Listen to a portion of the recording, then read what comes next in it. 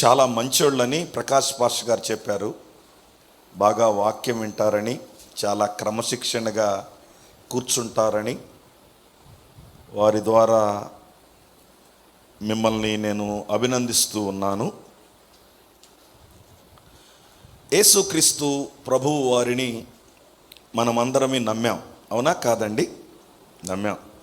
మనలో కొంతమంది నమ్మి 25 ఏళ్ళు అయి ఉండొచ్చు, 10 ఏళ్ళు అయి ఉండొచ్చు, 5 ఏళ్ళు అయి ఉండొచ్చు, 2 ఏళ్ళు అయి ఉండొచ్చు, 2 నెలలు కూడా అయి ఉండొచ్చు, అవునా కాదా? మీలో చాలామంది బాప్తిస్మాలు కూడా తీసుకున్నారు. నాకు వెస్లీ గారు చెప్పిన మాట ఏమిటంటే, నేను ఈ ప్రాంతంలో దాదాపు అటు ఇటుగా 600 మందికి పైగానే నేను బాప్తిస్మాలు ఇచ్చానండి అని ఆయన గారు చెబుతుంటే, ఆయన నోటి సాక్ష్యాన్ని బట్టి మీలో ఎక్కువ మంది బాప్తిస్మాలు కూడా పొందారని నేను నమ్ముతూ ఉన్నాను. మీకు ఒక కొడుకు పుట్టి, మగపిల్లడు కొడుకు అంటే, ఆడపిల్లలు పుడితే కొంతమంది దుఃఖపడతారు కదా, అందుకని ఒక మగపిల్లడు పుట్టాడు. ఎంత సంతోషం ఉంటుంది, చాలా సంతోషం ఉంటుంది. ఆ అబ్బాయికి మీరు ఇవ్వవలసినవన్నీ ఇస్తూ ఉన్నా కానీ ఆ అబ్బాయి సరిగా ఎదగట్లేదు, ఆ అబ్బాయి సరిగా చదవట్లేదు. ఆ అబ్బాయికి 15 సంవత్సరాలు వచ్చాయి, ఇంకా ఆయన నోట్లో ఏలు పెట్టుకుంటున్నాడు, పక్కలు రాత్రిలో తడుపుతున్నాడు, ఇంటికి వచ్చిన వాళ్ళతో మర్యాదగా మాట్లాడటం తెలియట్లేదు, ఇంట్లో ఉన్న వస్తువులన్నీ పగలగొడతా ఉన్నాడు, ఎక్కడికన్నా తీసుకెళ్తే క్రమశిక్షణ లేకుండా అతిథుల ముందు చాలా చెడ్డగా ప్రవర్తిస్తూ ఉన్నాడు. ఈ కొడుకు పుట్టినప్పుడు చాలా సంతోషించారు మీరు, మీ కొడుకు. కానీ ఆయన ఎదిగేటటువంటి క్రమంలో ఆయనలో పరిపక్వత రాని కారణం చేత, ఆయనలో సరైన క్రమశిక్షణ లేని కారణం చేత, బయట ఉండేటటువంటి మీ స్నేహితులు, మీ సంఘస్థులు, మీ బంధువులు, మీ ప్రాంతవాసుల దగ్గర మీ బిడ్డ విషయంలో మీకు సంతోషం ఉంటుందా, దుఃఖం ఉంటుందా? కమాన్, ఐఎమ్ నాట్ కాస్టింగ్ యూ. మిమ్మల్ని అడగను, మీరందరూ యవ్వనస్తులు, మిమ్మల్ని అడుగుతున్నాను నేను. సంతోషం ఉంటుందా, దుఃఖం ఉంటుందా? పుట్టినప్పుడు చాలా సంతోషపడ్డారు, అందరికీ చెప్పారు, ఏయ్ నాకు ఒక మగపిల్లడు పుట్టాడు ఇదిగో అని స్వీట్లు పంచాం. మొదటి బర్త్డే అప్పుడు కూడా ఘనంగా చేశాం. కానీ రాను రాను ఆ బిడ్డ ఎదుగుదలలో ఏమాత్రం మార్పు రాలా, క్రమశిక్షణలో ఏమాత్రం మార్పు రాలా. ఆ బిడ్డ వల్ల నీకు చాలా చాలా ఇబ్బందే కలుగుతుంది. నువ్వు సంతోషంగా ఉంటావా, దుఃఖంగా ఉంటావా? చెప్పాలా? కమాన్. దుఃఖంగా ఉంటాం, దుఃఖంగా ఉంటాం. ఓకేనా? దుఃఖంగా ఉంటాము అన్న వాళ్ళు చేతులు ఎత్తండి. Very good. చాలా తెలివైన వాళ్ళు, పెళ్ళైనోళ్ళు ఎత్తారు, పెళ్ళి కానోళ్ళు అసలు ఎత్తలేదు. చాలా తెలివైన సంఘం ఇది. సో మనము దుఃఖపడతాం. అయితే now I am asking a simple and logical question to you. నువ్వు యేసును నమ్మి చాలా కాలం అయింది, నువ్వు యేసులో సరిగా ఎదగలేదు, యేసులో సరిగా బలపడలేదు, యేసును గురించిన జ్ఞానములో నీకు సరైన పరిపక్వత లేదు. ఈ ప్రభువు వారు నీకు పరలోకపు తండ్రిగా, పరలోకపు భర్తగా ఉండి నీ ఎదుగుదల సరిగా లేని కారణం చేత ఈ దేవుడు నీ విషయంలో సంతోషిస్తుంటాడా, ఏడుస్తుంటాడా? కమాన్, టెల్ మీ. అది చాలామంది యేసు ప్రభువుని నమ్మారు, కానీ ఈ నమ్మిన దేవుణ్ణి అమ్మేస్తున్నారు. చాలామంది యేసు ప్రభువుని నమ్మారు, కానీ ఈ నమ్మిన దేవుణ్ణి మోసం చేస్తున్నారు. చాలామంది ఈ యేసు ప్రభు దగ్గర నుండి బోలెడన్ని మేళ్ళు పొందారు. ఇప్పుడే పాస్టర్ గారు చెప్పాడు, మా మనవరాలికి దేవుడు స్వస్థత చేశాడని. మీలో కూడా చాలామందికి చేస్తుంటాడు దేవుడు. చాలా పొందాం దేవుడి దగ్గర నుండి, మనం చాలా పొందాం. ఎన్నోసార్లు చనిపోవలసిన వాళ్ళమి, ఎక్కడో పల్లెటూరులో ఉన్న వాళ్ళమి, తలకు నూనె లేదు, కాళ్ళకు చెప్పులు లేవు, ఒంటికి బట్ట లేదు, కడుపుకు తిండి లేదు, నివాస యోగ్యమైన ఒక గృహం లేదు. అయితే నీకు దేవుడు వీటన్నిటినిచ్చాడు. వీటన్నిటికంటే అమూల్యమైనది ఏమిటంటే రక్షణ ఇచ్చాడు. రక్షణ అనే వరాన్ని ఇచ్చాడు. ఇన్ని దేవుని దగ్గర నుండి పొందిన మనము ఈ దేవుణ్ణి ఏడిపిస్తున్నామా, సంతోషపరుస్తున్నామా? ఏమండి? ఏడిపిస్తున్నాం. ఇది 100% సత్యం. అయితే ఈ దేవుడు మనల్ని ఎందుకు రక్షించుకున్నాడు? Why God saved us? నాకు చెప్పాడు సార్ గారు, మీ పాస్టర్ గారు, చాలామంది విద్యార్థులు ఉన్నారని. నేను కూడా 1993వ సంవత్సరం నుండి విద్యార్థి దశలో యేసు ప్రభువు నమ్మి విద్యార్థుల మధ్య పనిచేస్తాను. నేను విద్యార్థుల మధ్య ఎక్కువగా పనిచేస్తాను. సో నేను విద్యార్థులను కూడా దృష్టిలో పెట్టుకొని నా ప్రసంగాన్ని నేను మీ దృష్టికి తీసుకొస్తాను. కమాన్, నాతో పాటు రండి. తీతుకు రాసినటువంటి పత్రిక 2వ అధ్యాయము 14వ వచనంలోనికి అందరూ బైబిల్ తీయాలి. ఏమండి? అందరూ బైబిల్ తీయాలి. నాకు ఒక రోగం ఉంది, బైబిల్ చూడకుండా వాక్యం చెప్పలేను, కళ్ళు మూసుకొని అసలే వాక్యం చెప్పలేను. సో మీరు బైబిల్ చూడాలి, నేను చూడాలి, మన ఇద్దరిని చదవాలి. సహజంగా ఒక ప్రసంగికుడు పైనుండి ప్రసంగిస్తుంటే కిందున్న వాళ్ళు చదివితే వెనక నుండి ప్రసంగికుడు చదవటం అలవాటు. నాకు అట్లాంటి మాయదార రోగం లేదు. అందుకోసమని మనందరం కలిసి దేవుని వాక్యాన్ని చదువుకుందాం. Let us turn our Bible, Titus chapter 2 verse 14. తీతుకు రాసినటువంటి పత్రిక 2వ అధ్యాయము 14వ వచనంలోనికి మనము కొంచెము వెళ్ళి చూద్దాము. తీసారా? ఏమండి? పేజీ నెంబర్ కూడా చెప్తాను, మరేం పర్వాలేదు. ఈరోజు చివరి రోజు కాబట్టి కాసేపు ఎక్కువసేపు కూడా మాట్లాడుకోవచ్చు. ఆ వెసులుబాటు మనము పాస్టర్ గారి దగ్గర అనుమతి తీసుకుందాం. మీరు లేటుగా తీస్తే నేను లేటుగా ముగిస్తా, మీరు త్వరగా తీస్తే నేను నాకు ఇవ్వబడిన సమయంలో నేను వాక్యాన్ని ముగిస్తా. This is condition between you and me. మన ఇద్దరి మధ్య ఒడంబడిక. అయ్యగారిని కొంచెం పక్కన పెడదాము, మనం తెలుసుకుందాం. ఏమండి? తీతుకు రాసిన పత్రిక 2వ అధ్యాయము 14వ వచనాన్ని మనం చదువుకుందాం. ఆయన 198వ పేజీ, క్రొత్త నిబంధన. తీనా? ఏం తప్పలేదు, తప్పేం లేదు. 198వ పేజీ. ఆయన సమస్తమైన దుర్నీతి నుండి మనలను విమోచించి సత్క్రియల యందు ఆసక్తి గల ప్రజలను తన కోసరము పవిత్రపరుచుకొని తన సొత్తుగా చేసుకొనుటకు తనను తానే మన కొరకు అర్పించుకొనెను. ఈ 2 బాక్సులు ఏమైనా సౌండ్ తగ్గించవచ్చా? ఈ 2 ఎదురుగా ఉండ ఓ పర్సు తగ్గకూడదా? ఓ ఇట్ట పట్టుకోవాలా? Thank you. దేవుడు మనల్ని సమస్తమైన దుర్నీతి నుండి ఏం చేశాడంట? 198 కొత్త నిబంధన. సమస్తమైన దుర్నీతి నుండి మనల్ని ఏం చేశాడంట? విమోచించి సత్క్రియల యందు ఆసక్తి గల ప్రజలను తన కోసరము పవిత్రపరచుకొని తనకు సొత్తుగా చేసుకొనుటకు తనను తానే మన కొరకు. యేసుక్రీస్తు ప్రభువు వారు ఎందుకు చనిపోయాడు? మనలను తన సొత్తుగా చేసుకోవటానికి. యేసుక్రీస్తు ప్రభువు వారు మనల్ని ఎందుకు విమోచించాడు? మనము సత్క్రియలు చేయటానికి. Please underline the sentence in your Bible. సత్క్రియలు చేయటానికి. సత్క్రియలు అంటే అర్థం ఏమిటి?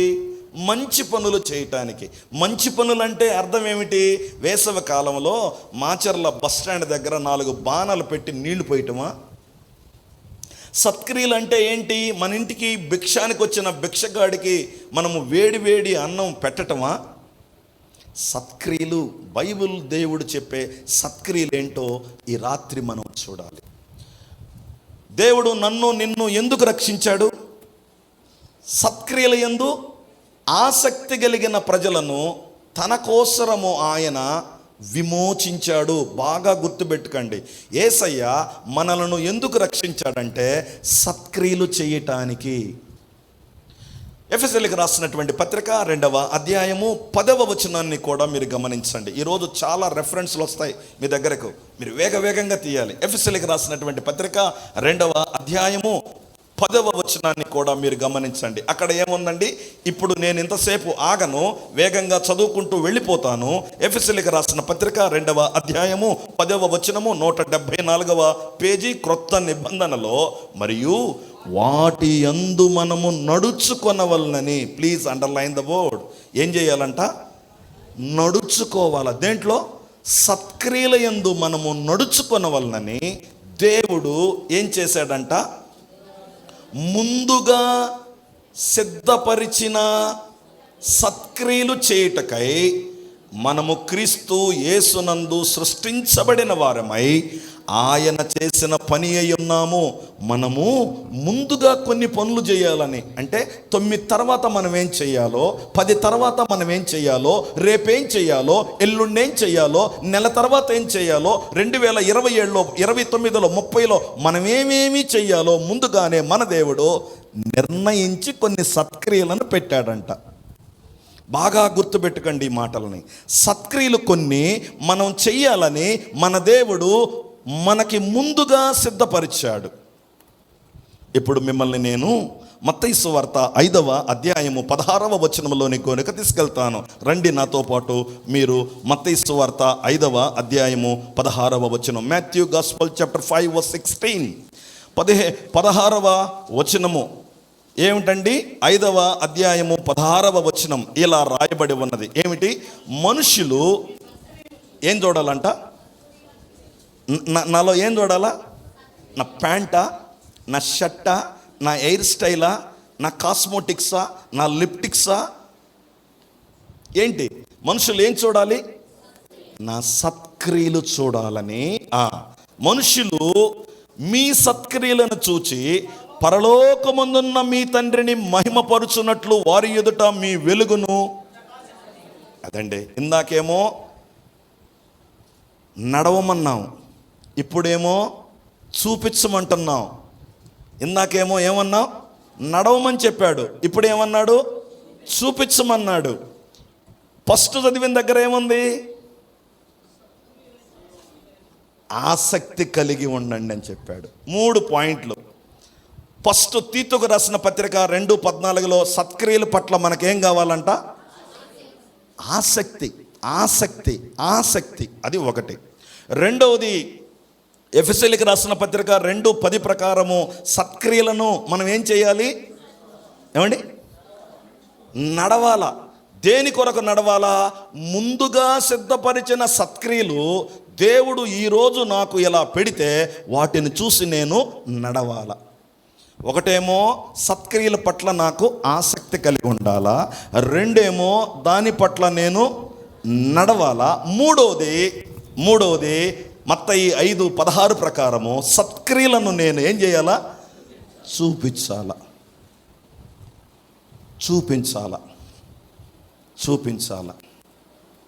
సత్క్రియలను మనము చూపించాలా. మనం ఎందుకు రక్షించబడ్డాము? సత్క్రియలను చూపించటానికి, సత్క్రియలను యందు నడుచుకోవటానికి, సత్క్రియల యందు ఆసక్తి కలిగి ఉండటానికి. అసలు సత్క్రియ అంటే ఏం సార్? ఇంతసేపు తిరిగి అరిగిపోయిన క్యాసెట్ లాగా మాట్లాడావు. What you mean it?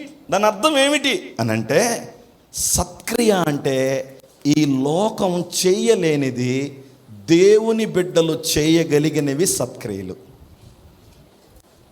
Come on, listen very carefully. సత్క్రియలు అంటే అర్థం ఏమిటంటే ఈ లోకం చేయలేదు, కానీ యేసు ప్రభువుని నమ్ముకున్న వాళ్ళు చేస్తారు. బైబిల్ వచనాలు చూపిస్తాను తర్వాత. మొదటగా ప్రవీణ్ పగడాల చనిపోయాడు కదా, మీ అందరికీ తెలుసా? ప్రవీణ్ పగడాల చనిపోయాడా, చంపబడ్డాడా, లేకపోతే ఏదో మనకు తెలియదు. మొత్తం మీద ఆయన చనిపోయాడు. ఆంధ్ర గవర్నమెంట్ ఆయన యాక్సిడెంట్లో చనిపోయాడని చెప్పింది. కానీ క్రైస్తవ నాయకులు, పెద్దలు, బోధకులు లేదండి ఆయన చంపబడ్డాడు అని చెప్తున్నారు. am I right? అంతే కదా. ప్రభుత్వమేమో, క్రైస్తవులేమో. ఇప్పుడు వాళ్ళ భార్య జెసికా, అంతేనా? పగడాల, వెరీ గుడ్. జెసికా ఏం చెప్పింది? నా భర్తను చంపిన వారిని నేను, అది సత్క్రియ.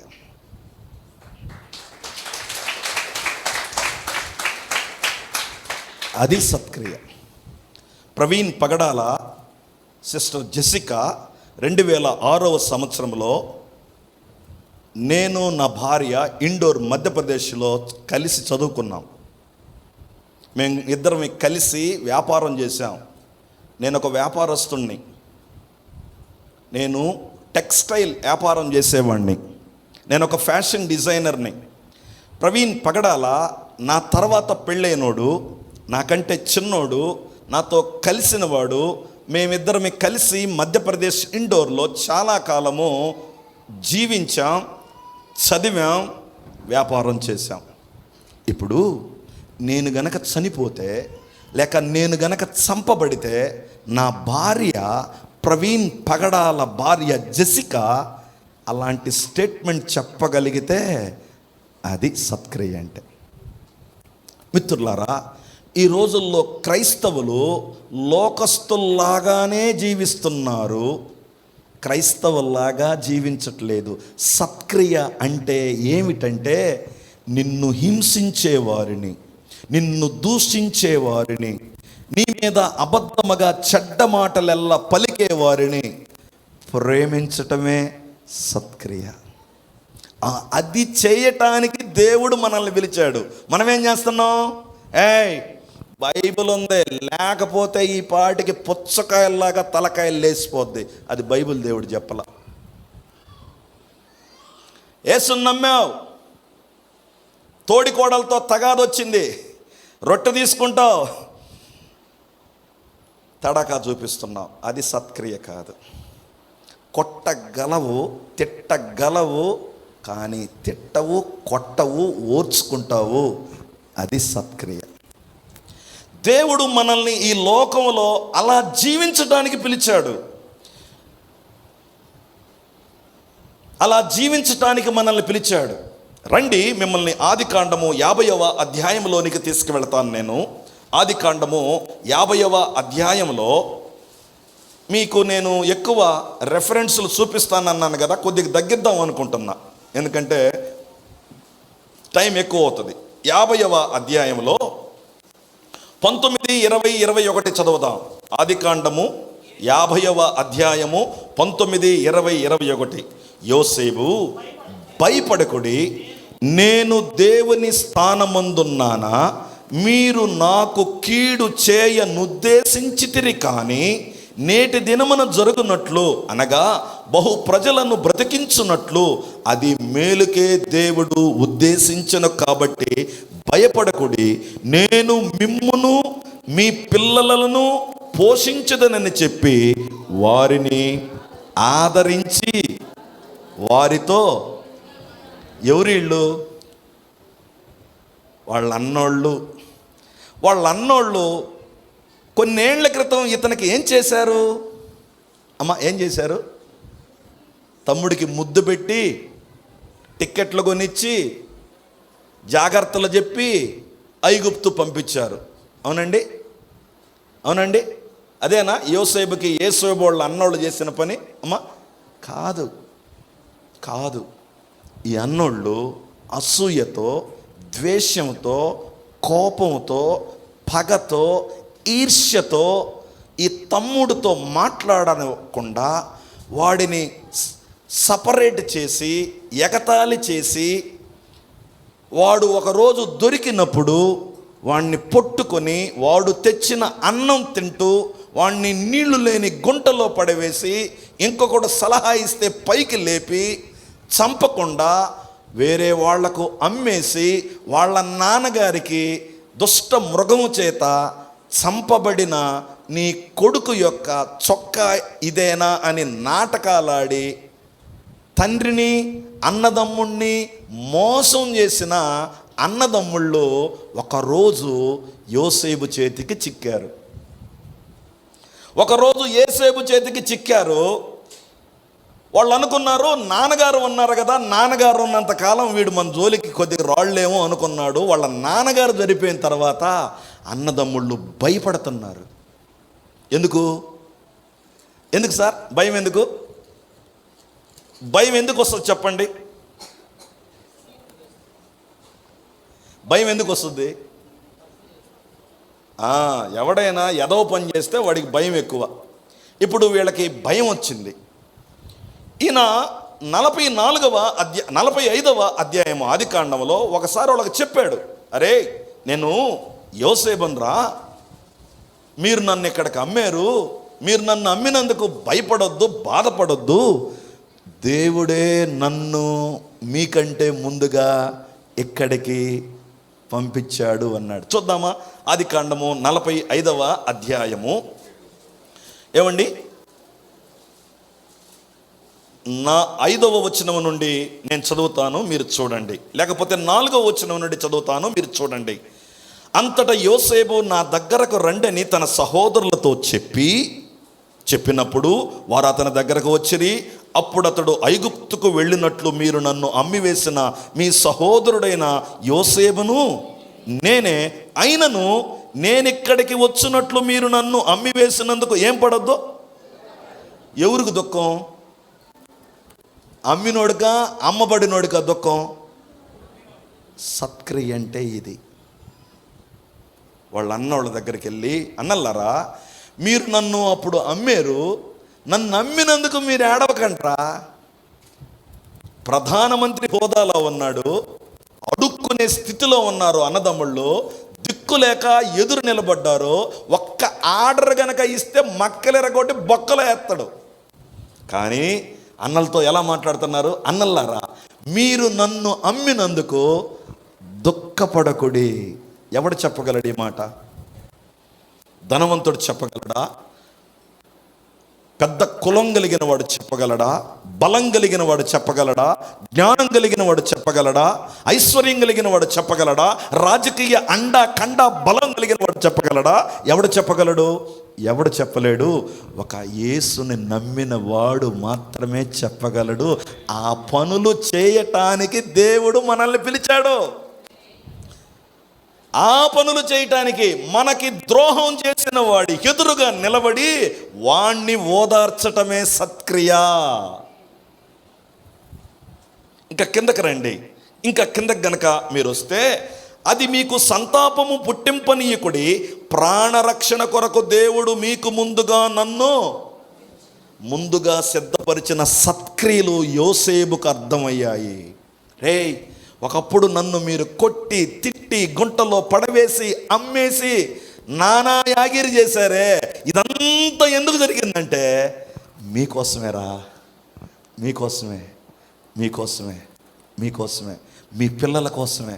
మీ పిల్లలు ఆకలితో చావకూడదని, మీరు ఆకలితో అలమటించకూడదని, మీరు నశించిపోకూడదని దేవుడు ముందుగా నన్ను, చెప్పగలమా మనం? మన అన్నోళ్ళు ఒక 20 ఏళ్ల క్రితం మనం ఎర్రగుమ్మి మన ఆస్తంతా లాగేసుకొని ప్రాణం మాత్రమే వదిలిపెట్టింది. నువ్వు మాచర్లకి ఎమ్మెల్యే అయ్యావు అనుకో, మీ అన్నోళ్ళు నీకు ఎదురుగా నిలబడారు అనుకో, ఏమంటావు? ఈ మాట అంటావా? ఇలా మాట్లాడగలమా? ఎవడు మాట్లాడలేడు. ఒక క్రైస్తవుడు మాట్లాడగలడు, మాట్లాడాలి, మాట్లాడతాడని దేవుడు నిన్ను రక్షించుకున్నాడు. ఏమండి, మనము ఇది మర్చిపోయి మనము యేసు ప్రభు దగ్గరికి ఎంతసేపటికి ఏమిస్తావు, ఏం తెస్తావు, ఎప్పుడు ఇస్తావు, ఎప్పుడు తగ్గిస్తావు, నీ బొంద కదా. ఎన్ని చేయాలి నీకు? ఎన్ని చేశాడు ఆయన? యోసేపుకి దేవుడు ఏం చేశాడు? అన్నలతో ఎర్రగుమ్మిచ్చాడు, అమ్మేపిచ్చాడు. ఎవడో ఒకడింట్లో పనికి చేరాడు. ఆడ చేరితే ఒక ఆవిడ చెయ్యని తప్పుకి నేరం మోపి జైలుకి పంపింది. ఇవన్నీ ఆలోచన చేస్తే ఆయనకి సత్క్రియలు ముందుగా సిద్ధపరిచినవని అతనికి అర్థమయ్యాయి. ఎలా అర్థమయ్యాయో ఈ వచనం చదివిన తర్వాత మీకు అర్థమయ్యేటట్లుగా చెబుతాను, రండి. ఆదికాండము 15వ అధ్యాయంలోనికి మీరు రండి. ఏమండి, అర్థమవుతుందా నా వాక్యం? అర్థమవుతుందన్న వాళ్ళకు చేతులు ఎత్తండి, లేకపోతే కొద్దిగా ఆగి నిదానంగా చెబుతా. నాకు చాలా తెలుసు, మీకేం తెలీదు అని నేను వాక్యం చెప్పట్లా. మీతోటి రాత్రి దేవుడు ఈ ప్రాంతంలో నుండి బయటకు తీసుకెళ్ళేటప్పుడు కడుపు నిండి బయటికి వెళ్ళాల, అందుకని మాట్లాడుతున్నా. నేను ప్రకాష్ గారికి చెప్పాను, అయ్యా ఒక్కరోజు కోసం నేను అంత దూరం ప్రయాణం చేయలేనని చెప్పాను. లేదు, నువ్వు ఎట్లయినా రావాలని ప్రకాష్ పాస్టర్ గారు అడిగితే మీ మధ్యకు నేను రావాల్సి వచ్చింది. నాకు ప్రసంగం కొత్త కాదు, నాకేదో మైక్ ఇస్తే చాలాసేపు మాట్లాడాలని ఉదారం కూడా నాకేమీ లేదు. నేనేం చెప్పకపోయినా అన్నం పెడతాడు, ఇంటికి పంపిస్తాడు. కానీ నేను మీతోటి ఈ రాత్రి ఒట్టి చేతులతో మీ ఇళ్ళకు పంపటానికి నా దేవుడు ఒప్పుకోడు. కాబట్టి ఆదికాండము 15వ అధ్యాయంలోనికి మీరు రండి. 15వ అధ్యాయంలో అబ్రహాము గారితోటి దేవుడు ఒక మాట చెప్పాడు. ఏమండి, ఏ మాట? 14వ వచనం. ఆదికాండము 15వ అధ్యాయము 14వ వచనాన్ని గనక మీరు గమనిస్తే, వారు 400 ఏండ్లు వీరిని శ్రమ పెట్టెదరు, వీరు ఎవరికి దాసులగుదరో ఆ జనమునకు నేను తీర్పు తీర్చుదును. తర్వాత వారు మిక్కిలి ఆశతో బయలుదేరి అబ్రహాముతో దేవుడు ఏం చెబుతున్నాడు? ఏ అబ్రహాం, విను, నీ పిల్లలు వేరే దేశం వెళ్తారయ్యా, ఆ దేశంలో కొన్ని 100 సంవత్సరాలు ఉంటారయ్యా, మళ్ళీ వస్తారయ్యా. ఇప్పుడు నేను ఒక ప్రశ్న అడుగుతున్నా మిమ్మల్ని. అబ్రహాంకి ఈ మాట చెప్పినప్పుడు ఎంతమంది కూతుర్లు, ఎంతమంది కొడుకులు? ఏం మాట్లాడరా? ఏమండి, పాస్టర్ గారి కుమార్తెల్లాగా ఉన్న మీరు కదా, మీరు చెప్పండి, వాళ్ళు వద్దులే. ఎంతమంది కుమార్తెలు, ఎంతమంది కుమారులు? ఎవరు లేరు. వెరీ గుడ్ నాన్న. శారా గర్భంలో ఎవరు లేనప్పుడు, అబ్రహాముకి ఇంకా సంతానం లేనప్పుడు, జీవము కలిగిన దేవుడు, భవిష్యత్తుని ఎరిగిన దేవుడు ఎవరిని చూస్తున్నాడంటే యోసేపును చూస్తున్నాడు. What a beauty! The beauty of scriptures, the beauty of God's imagination, the structure, the plan is entirely different to the humankind. దేవుని యొక్క జ్ఞానం ముందు ఈ ప్రపంచంలో ఎవడి జ్ఞానం సరిపోల్చలేము. ఈ దేవుడు శారా గర్భములో ఇస్సాకు లేడు, ఇస్సాకు గర్భములో యాకోబు లేడు, యాకోబు గర్భములో యోసేపు లేడు. లేనప్పుడు చెబుతున్నాడు, నీ పిల్లల్ని నేను ఐగుప్తు తీసుకెళ్తానని. ఇది ముందుగా సిద్ధపరిచిన సత్క్రియ. ఈ సత్క్రియ చేయటానికి దేవుడు యోసేపును వాడుకున్నాడు. ఈ సత్క్రియ చేయటానికి దేవుడు యోసేపుని వాడుకుంటున్నాడు. యోసేపు ఆ పనిలో సక్సెస్ అయ్యాడు. ఇప్పుడు అన్నోళ్ళు కొడుతున్నప్పుడు, ఓ 10 మంది కలిసి మనల్ని కొడుతున్నప్పుడు మనం 2 పనులు చేయొచ్చు. ఒకటి చెప్పండి మీరేమన్నా? మనల్ని ఒక 10 మంది కలిసి కొడుతున్నారు అనుకో, మనం ఒక 2 పనులు కామన్ సెన్స్ ఉండి లాజికల్గా, ఎథికల్గా, మోరల్గా ఆలోచన చేస్తే ఒక 2 పనులు చేయొచ్చు. ఏం చేయొచ్చు చెప్పండి? చెప్పు తల్లి, ఏం చేయొచ్చు? పారిపోవచ్చు, నెంబర్ 1. నెంబర్ 2, కాళ్ళు పట్టుకోవచ్చు, కొట్టకంటరా అని. 2 పనులు చేయొచ్చు. దీనికి బలం అవసరం లేదు, తెలివి అవసరం లేదు. 2 పనులు చేయటానికి భయం ఉంటే పారిపోవచ్చు, తెలివి ఉంటే కాళ్ళు పట్టుకోవచ్చు. ఈ 2 చేయలే. కొంచెం తెక్కోడైతే 3వ పని కూడా చేయొచ్చు. దొరికినోడు కొరకొచ్చు. చేయొచ్చా?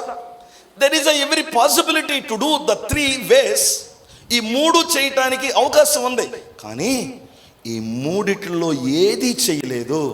అన్నలు అమాంతంగా అక్రంగా తన మీద పడి ఎంత బాధించినా వాటన్నిటిని సహించాడంటే అర్థం ఏమిటంటే, ఈ యోసేపుకి ఈ దేవుని యొక్క సత్క్రియలు అర్థమయ్యి, నా దేవుని అనుమతి లేకుండా నా వెంట్రుక కూడా రాలదు, ఇప్పుడు నాకు శ్రమ వస్తుందంటే దీని వెనకాల నా దేవుని ప్రణాళిక ఏదో ఉందని నమ్ముంటేనే కదా అన్నిటికీ లోబడింది. ప్రవీణ్ పగడాలని చంపేటప్పుడు ఈ దేవుడు ఏం చేస్తున్నాడు? దేవుడు అనుమతించాడు. యోసేపు 106వ కీర్తన, యోసేపు 105వ కీర్తన, అతని కాళ్లకు ఇనప సంకెళ్లను వేసి బాధించిరి అనే మాట ఉంటుంది. ఏమండి 105 రఘు 105 106?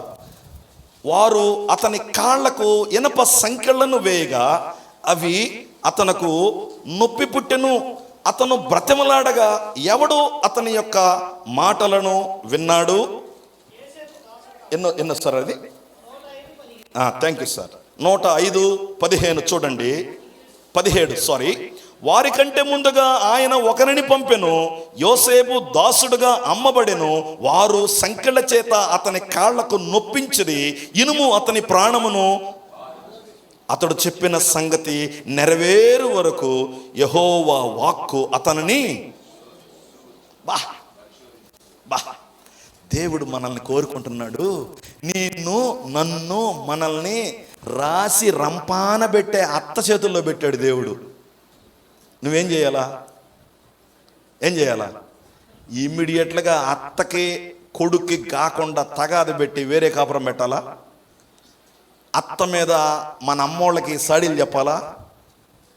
యోసేపు వలె మీ అత్త నిన్ను ఎంత హింస పెట్టినా, ఎంత అక్రంగా నీ పట్ల ప్రవర్తించిన, నువ్వు యోసేపు వలె మీ అత్తను ప్రేమించాలి. అది సత్క్రియ. ఆ ఇంట్లో దేవుడు నిన్ను ముందుగా సిద్ధపరిచాడు వాళ్ళ మధ్య సత్క్రియలు చేయటానికి. This is what the Bible says. ఈ బైబిల్ దేవుడు ఇది చెబుతున్నాడు. ఈ బైబిల్ దేవుడు చెప్పేది ఏంటంటే, నువ్వు దేవుని బిడ్డవే, రక్షించబడ్డావు, నీ తప్పేమి లేదు.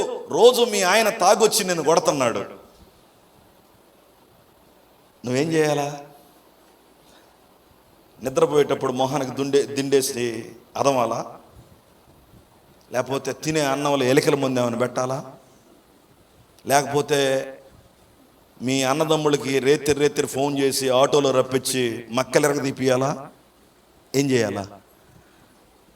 సత్క్రియ చేయాలా? దేవా, నీ అనుమతి లేకుండా ఇతనితో నాకు వివాహం కాదు, నేను నీ బిడ్డని. నా మీద చెయ్యేస్తే నీ మీద చెయ్యేసినట్టు, నాకు ఇప్పుడు ఈ అవమానం జరుగుతుందంటే, నాకు ఈ కష్టం వచ్చిందంటే, నాకు ఈ కన్నీళ్ళు ఉన్నాయంటే, నీ అనుమతి లేకుండా నాకు జరగదు, ఓర్చుకునే శక్తిని నాకు అనుగ్రహించు అని దేవుణ్ణి అడిగితే, దేవుడంట అడుగు వాటికంటేను ఊహించు వాటికంటేను, మనం దాన్ని వేరే దానికి అప్లై చేస్తాం. బిబ్లికల్గా అది తప్పు అప్లికేషన్. దేవుడు ఏ విషయంలో అడుగు వాటికంటేను ఊహించు వాటికంటేను అధికంగా చేస్తున్నాడంటే, వస్తు వాహనాలు కోరికల విషయంలో కాదు, భక్తి విషయంలో. భక్తికి కావలసినటువంటి దాన్ని నువ్వు దేవుణ్ణి అడిగితే, నువ్వు అడిగిన దానికంటే, నువ్వు ఊహించిన దానికంటే ఎక్కువ చేస్తాడు. దాన్ని మనోళ్ళు ఏం చేశారంటే, నువ్వు అడుక్కో, నువ్వు అడిగిన దానికంటే నో. బైబిల్ అర్థం కాక, బైబిల్ అపార్థం చేసుకొని, బైబిల్ని సరిగా చదవటం రాక అలా మాట్లాడతారు. వాళ్ళని నేను తప్పు పట్టట్లా, సరిగా చదివితే అర్థమవుతుంది. దేవుడు మాట్లాడినటువంటి మాటల్ని మనము అపార్థం చేసుకోవచ్చు, అర్థం చేసుకోవచ్చు. నేను అటు వెళ్తున్నా, ఎవరో ఒక ఆవిడ తుప్పుకుని ఊసింది. నేను అన్నాను, పాస్టర్ గారితో, చూసావా ఆవిడకి ఎంత గర్వం అండి, నన్ను చూసి ఊసిందంటే. పాస్టర్ గారు అన్నారు, సార్ మొదటి రోజు నుండి ఆవిడకి జలుబు అండి, ఈరోజు ఇంకా జలుబు ఎక్కువైంది అని అన్నాడు. ఇప్పుడు ఎవరిది కరెక్టు? ఆయనదే కరెక్టు. ఊసినది ఆవిడది కరెక్టు, అనుకున్నది నా తప్పు. చాలామంది దేవుని వాక్యాన్ని అపార్థం చేసుకుంటున్నారు. అందుకని దేవుని వాక్యాన్ని అపార్థం చేసుకొని మిస్ఇంటర్ప్రిట్ చేసుకుంటున్నారు, తప్పుగా అన్వయించుకుంటున్నారు, తమది కాని వాక్యాలు తమవి అని భావించుకుంటూ ఉన్నారు. మిత్రులారా, 45వ ఆదికాండంలో మనం ఏం చూస్తాము? అన్నోళ్లను ఆదరిస్తూ ఉన్నాడు, అన్నవాళ్ళకి ధైర్యం చెబుతూ ఉన్నాడు, అన్నవాళ్లను ప్రేమిస్తూ ఉన్నాడు. 50వ అధ్యాయంలో మనం ఏం చూస్తాము? ప్రీతిగా వారితో. అసలు నాకు ఆ మాట మొన్న నేను ధ్యానం చేస్తున్నప్పుడు నా గుండెలు పగిలిపోయాయి. మనకు అన్యాయం చేసినోడితోటి ప్రీతిగా మాట్లాడటం ఎవడి వల్ల వద్ది? మనల్ని హింస పెట్టినవి, మనల్ని కట్టేసి లాక్కెళ్ళేటట్టుగా నా అన్నదమ్ముళ్ళు నాకు అంత అన్యాయం చేస్తే నేను వాళ్ళతో ప్రీతిగా మాట్లాడగలనా? ప్రియమైన దేవుని బిడ్డలరా, నాకు ఒక పొజిషన్ ఉంది, నా దగ్గర పవర్ ఉంది, నా దగ్గర మనీ ఉంది, నా దగ్గర మ్యాన్ పవర్ ఉంది, అన్నీ ఉండి నేను క్షమించగలనా? క్షమించలేను. కానీ యోసేపు తన అన్నదమ్ములను క్షమించగలిగాడు. అది సత్క్రియ. ఇలాంటి కార్యాలు చేయటానికి ఈ దేవుడు నిన్ను రక్షించుకున్నాడు.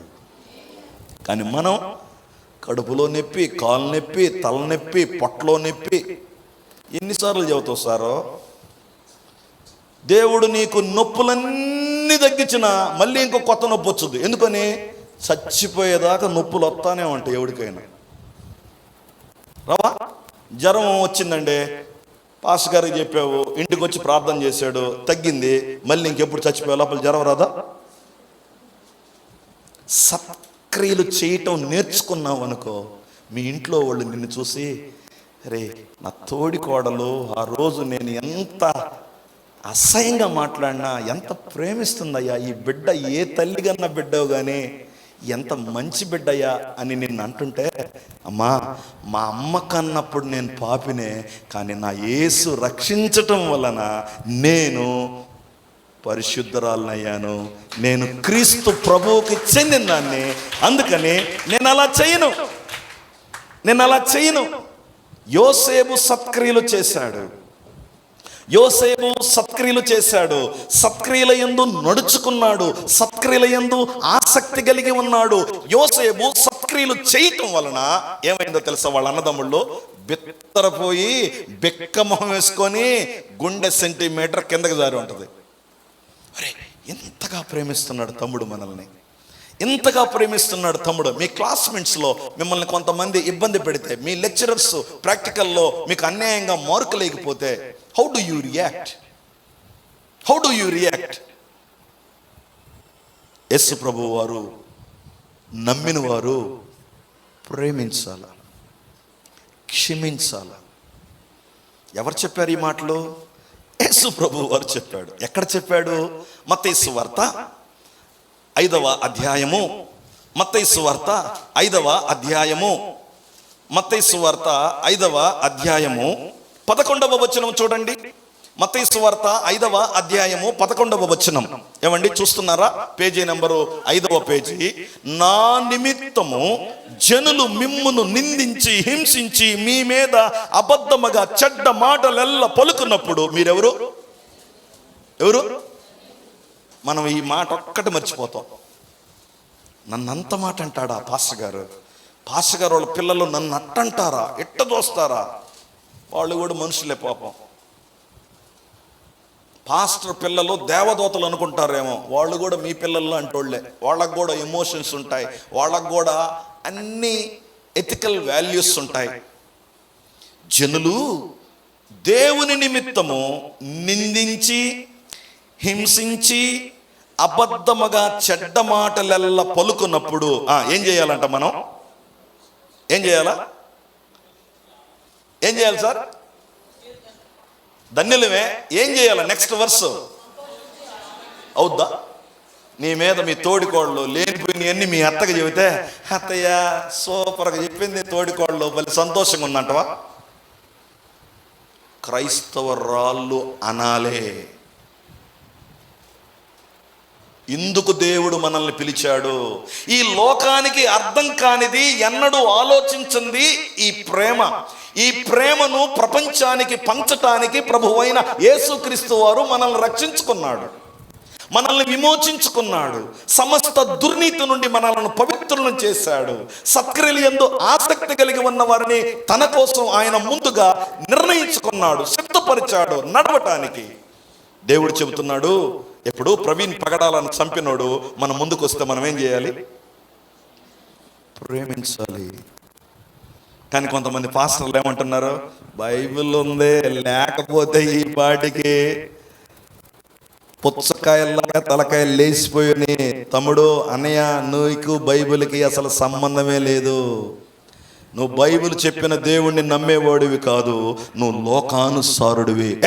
నీకు ప్రవీణ్ మరణం పట్ల అంత వ్యంగ్యంగా ఉందని మీరు నన్ను అంటే నాకు కూడా బాధగా ఉంది. నా మిత్రుడు మీ అందరికంటే నాకు చాలా దగ్గరోడు, నాకు కూడా బాధగా ఉంది. అయితే నా బైబిల్ దేవుడు ఏం చెబుతున్నాడు? ప్రేమించమంటున్నాడు. అసలకి యోసేపు మీద వాళ్ళకి ఎందుకు కోపం? ఏం చేశాడు యోసేపు? సరే, యోసేపుని తీసి పక్కన పెడదాం. మన మీద ఎందుకు పక్క వారికి చాలా కోపం? అకారణంగా మనల్ని ఎందుకు దూషిస్తారు, ఎందుకు నిందిస్తారు, ఎందుకు మన గురించి చెడ్డగా మాట్లాడతారు? రండి, యోహాను సువార్త 16వ అధ్యాయంలోనికి మనం వెళదాం. యోహాను సువార్త 16వ అధ్యాయము 2వ వచనాన్ని మీరు జాగ్రత్తగా లేకపోతే చూడండి. యోహాను సువార్త 16వ అధ్యాయము 2వ వచనాన్ని అందరూ చదువుదామా? వారు మిమ్మును సమాజ మందిరములో నుండి వెలివేయచ్చు, మిమ్మల్ని చంపు ప్రతివాడు ఏంటేంటేంటేంటేంటి క్రైస్తవుల్ని చంపటానికి సిద్ధపడిన ప్రతి సహోదరుడు ఏమనుకుంటున్నాడంటే, మేము మా భగవంతుడికి సేవ చేస్తున్నామయ్యా, మా దేవునికి సేవ చేస్తున్నాం. యేసు ప్రభు వారు ముందేడు చెప్పాడు, ప్రవీణ్ పగడాలను ఎందుకు చంపారు? కొంతమంది మేము దేవునికి సేవ చేస్తున్నాము అనుకొని చంపారు. వాళ్ళు చంపేటప్పుడు వాళ్ళకి పాపం అనిపించలా, బాధ అనిపించలా, దిగులు అనిపించలా. వాళ్ళు ఏమనుకొని ఉంటున్నారంటే, మేము దేవునికి సేవ చేస్తున్నాం సార్, మా దేవుడికి మేము సేవ చేస్తున్నాం. యేసు ప్రభు వారు ఎంత చక్కగా చెప్పాడో చూడండి. వారు మళ్ళీ చదవండి. మనకి ఈ ప్రవీణ్ పగడాల మరణం తర్వాత చాలా డౌట్లు ఉన్నాయి, వాటిని తీర్చుకుందాం. మనం దేవుని వాక్యం ఏం చెబుతుందో మనము విందాం, చూద్దాం.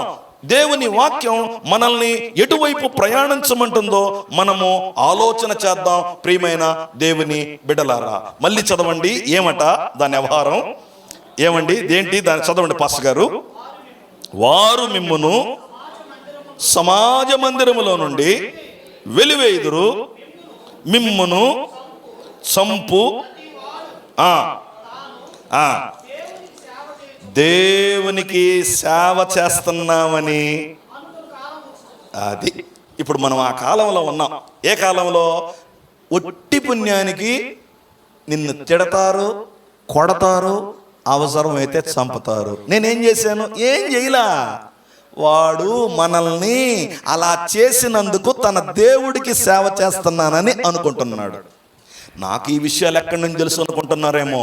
నేను ఒక 15 రోజులు ఈ ప్రవీణ్ పగడాల మరణం తర్వాత ఎడ్వర్డ్ విలియమ్స్ గారు నాకు చాలా క్లోజు, ఆయనకు ఫోన్ చేశాను, ఆయన లిఫ్ట్ చేయలేదు. పిఎస్ స్వామి గారు అని ఒక అన్న ఉన్నాడు, ఆయనకి చెబితే నాకు కూడా ఏం అర్థం కావటం లేదు తమ్ముడు అన్నాడు. ఇంకో కొంతమందికి నాకంటే బాగా వాక్యం తెలిసిన వాళ్ళకి నేను అడిగాను, నాకు సరైన సమాధానం రాలా.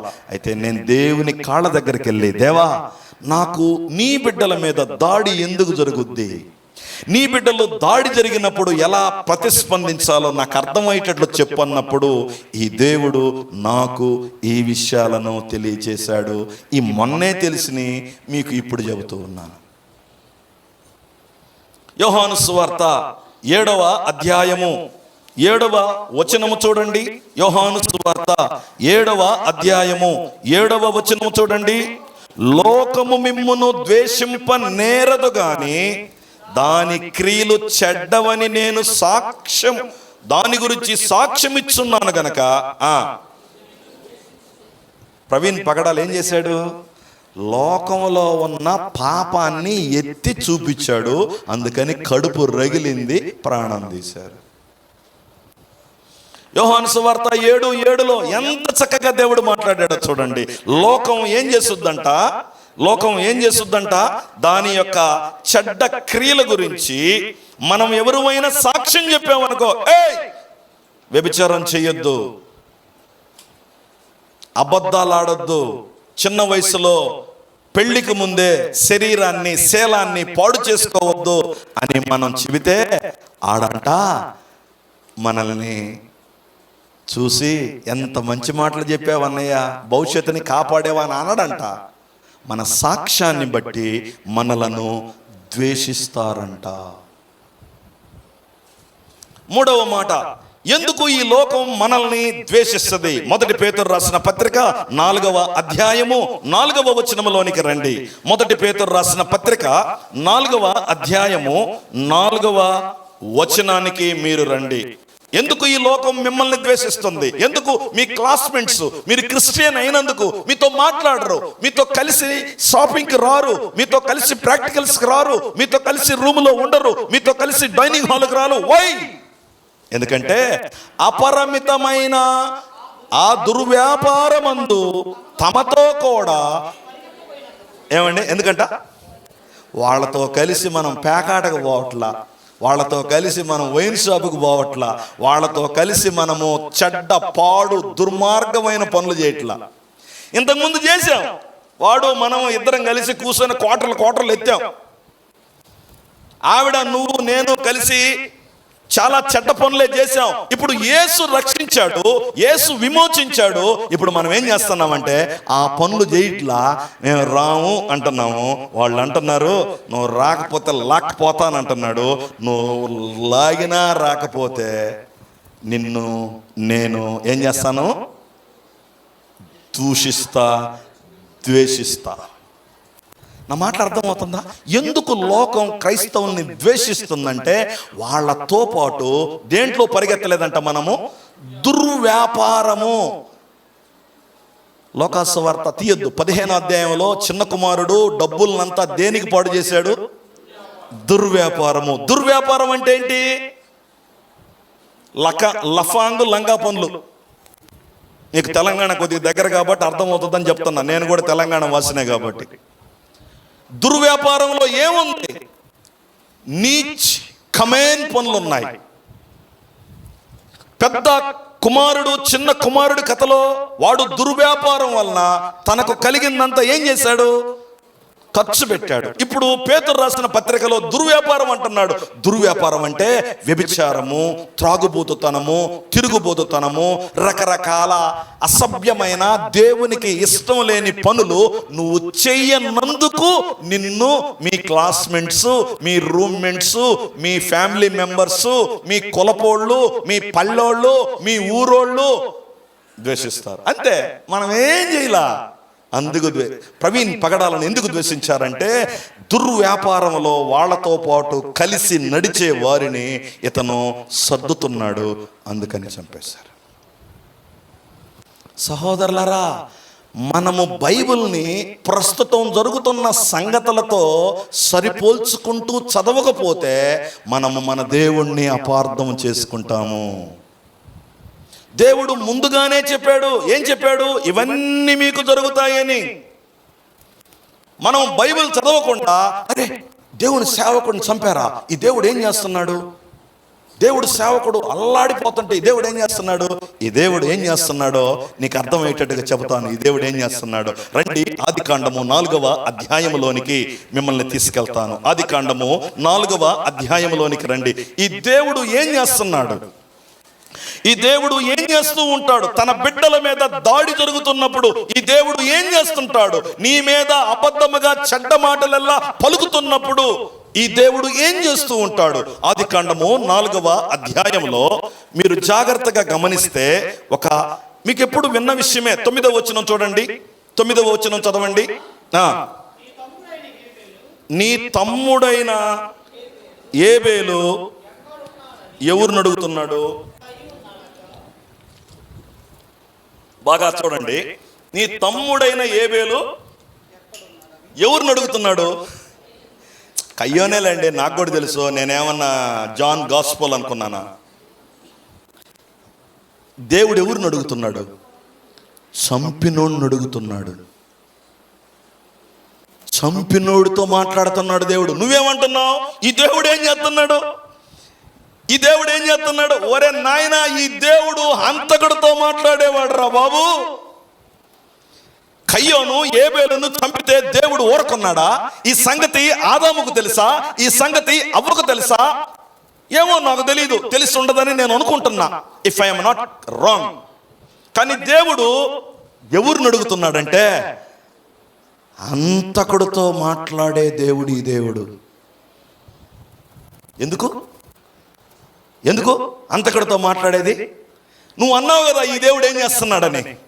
ఈ దేవుడు ఏం చేస్తున్నాడంటే హంతకుడితో మాట్లాడతాడు. ప్రవీణ్ పగడాలను ఎవడు చంపాడో వాడితో ఆల్రెడీ దేవుడు మాట్లాడుంటాడు.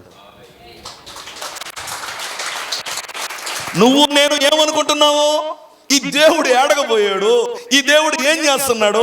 అమాంతంగా నాకు ఇంత అన్యాయం జరుగుతుంటే, ఇంత కష్టం వస్తుంటే, ఇంత ఇరుకు వస్తుంటే, ఇంత ఇబ్బంది వస్తుంటే, నా మీద ఇన్ని నిందలు పడుతుంటే ఏమయ్యావు స్వామి అని నువ్వు అంటుంటే దేవుడు అంటున్నాడు, ఏయ్ నేను నీకు అన్యాయం చేసినోడితో మాట్లాడుతున్నారా తెలుసా నీకు? ఎక్కడ సార్? ఆదికాండం 4వ అధ్యాయం 9వ వచనం చూడు. ఆదికాండం 4వ అధ్యాయం 9వ వచనం చూడు. దేవుడు హంతకుడితో మాట్లాడితే హంతకుడు ఏమన్నాడు? నేను ఎరగనన్నాడు. దేవుడు ఏమన్నాడు? గమ్మునున్నాడు. మళ్ళీ అతని దగ్గర నుండి ఏమైనా రాబట్టాలని చూస్తున్నాడు. దేవుడు ఏమడిగాడంటే, ఎక్కడ? Where is your brother? వాడు అన్నాడు, నేను ఎరగను, మా తమ్ముడికి నేనేమన్నా. మరి కావలోడిగాక అన్నదమ్ముడు కాకపోతే ఎందుకు చంపేవరా బడ్మాష్? ఎందుకు చంపినవు?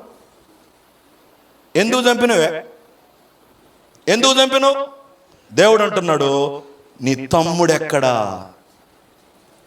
ఇప్పుడు వీడి నోరు మెదపపోయేసరికి, వీడు తప్పుని ఒప్పుకోకపోయేసరికి దేవుడు ఏం చేశాడు తెలుసా? 10వ వచనంలో, అప్పుడు ఆయన, నీవు చేసిన పని ఏంట్రా?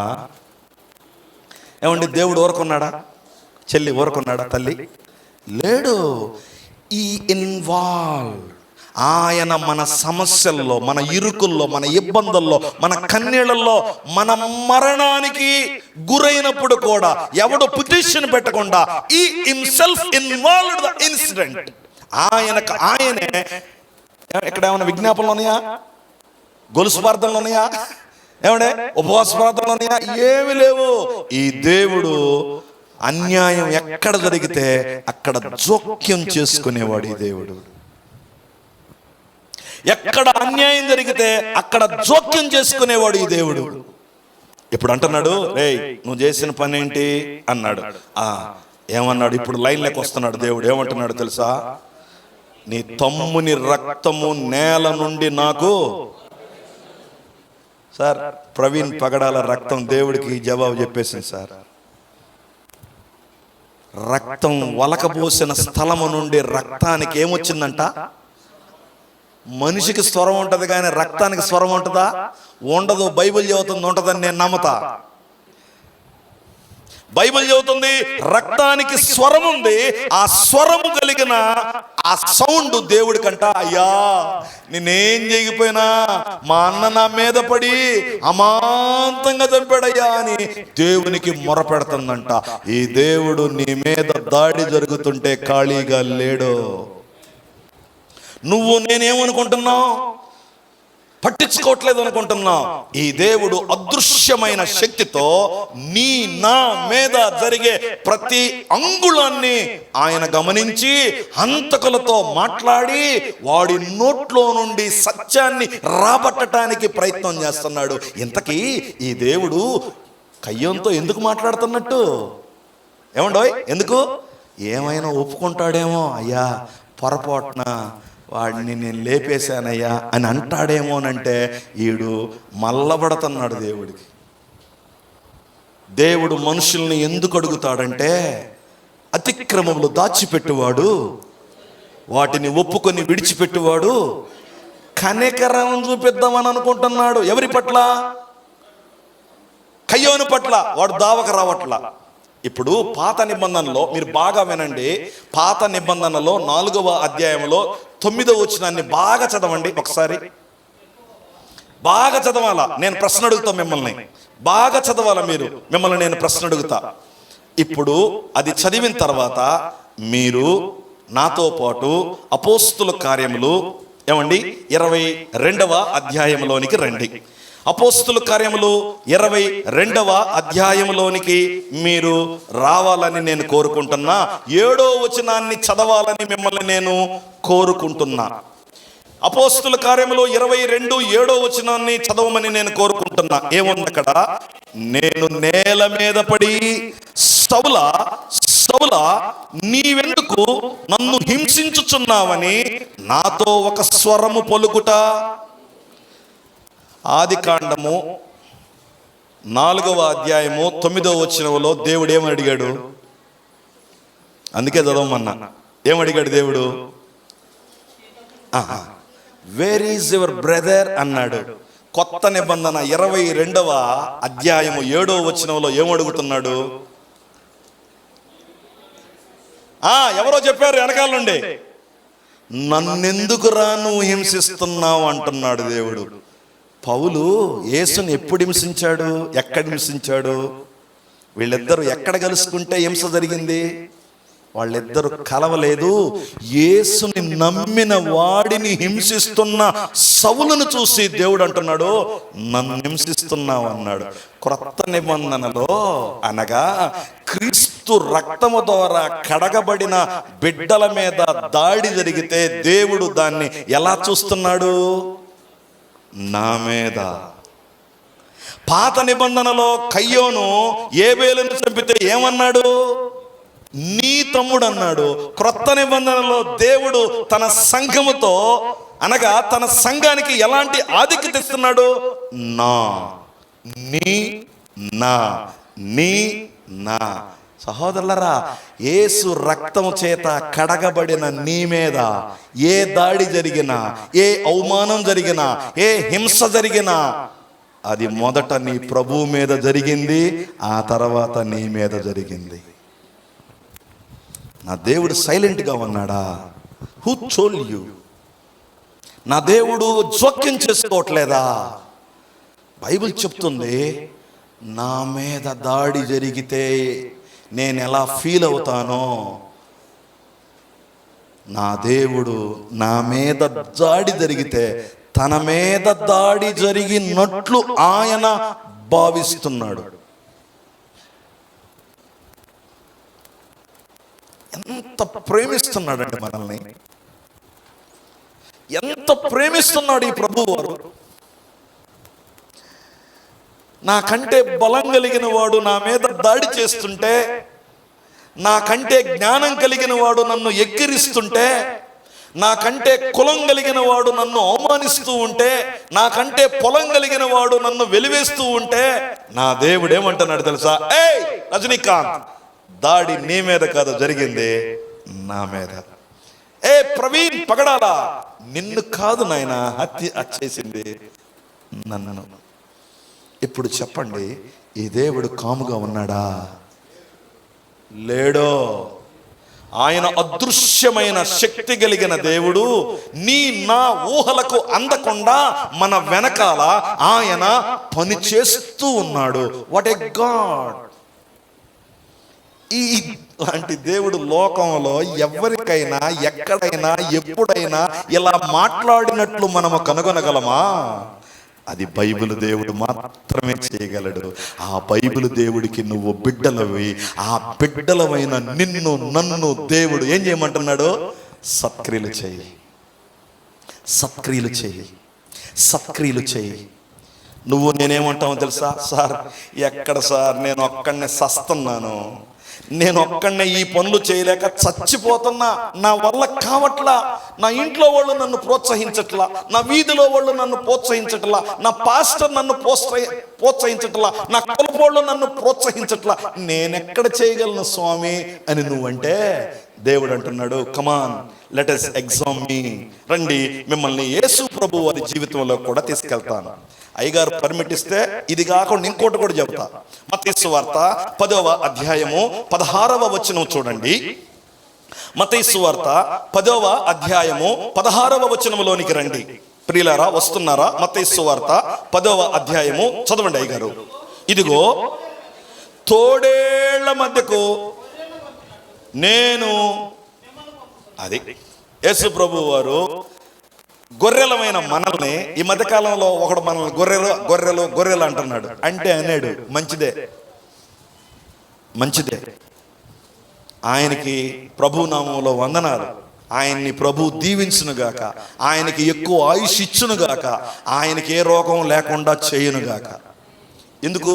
నన్ను గొర్రె అని అవమానం చేసిన నా ప్రియమైన సహోదరుణ్ణి నా ప్రభు నామంలో దీవిస్తున్నా. సత్క్రియ అంటే అది. మనం ఏం చేస్తున్నాం? కింద ట్రోలింగ్ రీల్స్లో, అసలు ఏ ఊర్రా నీదే, నా ప్రభువుని తిడతావా? ఒరే నాయన, నీ ప్రభువుని నువ్వు పుట్టక ముందే తిట్టారా? నీ ప్రభువుని నీ అయ్య, మా అయ్య, మన అయ్య పుట్టక ముందే తిట్టారు. చూపిస్తారండి. మత్తయి సువార్తలో యేసుక్రీస్తు ప్రభువు వారు తన శిష్యులతో చెబుతున్న మాట ఏమిటంటే, నేను మిమ్మల్ని ఎక్కడికి పంపిస్తున్నాను? ఏమంటే గొర్రెల్ని ఎవడైనా తోడేళ్ల మధ్యకు పంపించే తిక్కలోడు ఉంటాడు ఎవడైనా? యేసు ప్రభు వారు మనల్ని ఎక్కడికి పంపిస్తున్నాడంటే, లోకము అనే తోడేళ్ల మధ్యకు గొర్రెలమనే ఆయన పిల్లల్ని పంపిస్తున్నాడు. ఎందుకు? సత్క్రియలను తోడేళ్ల మధ్య చూపించటానికి.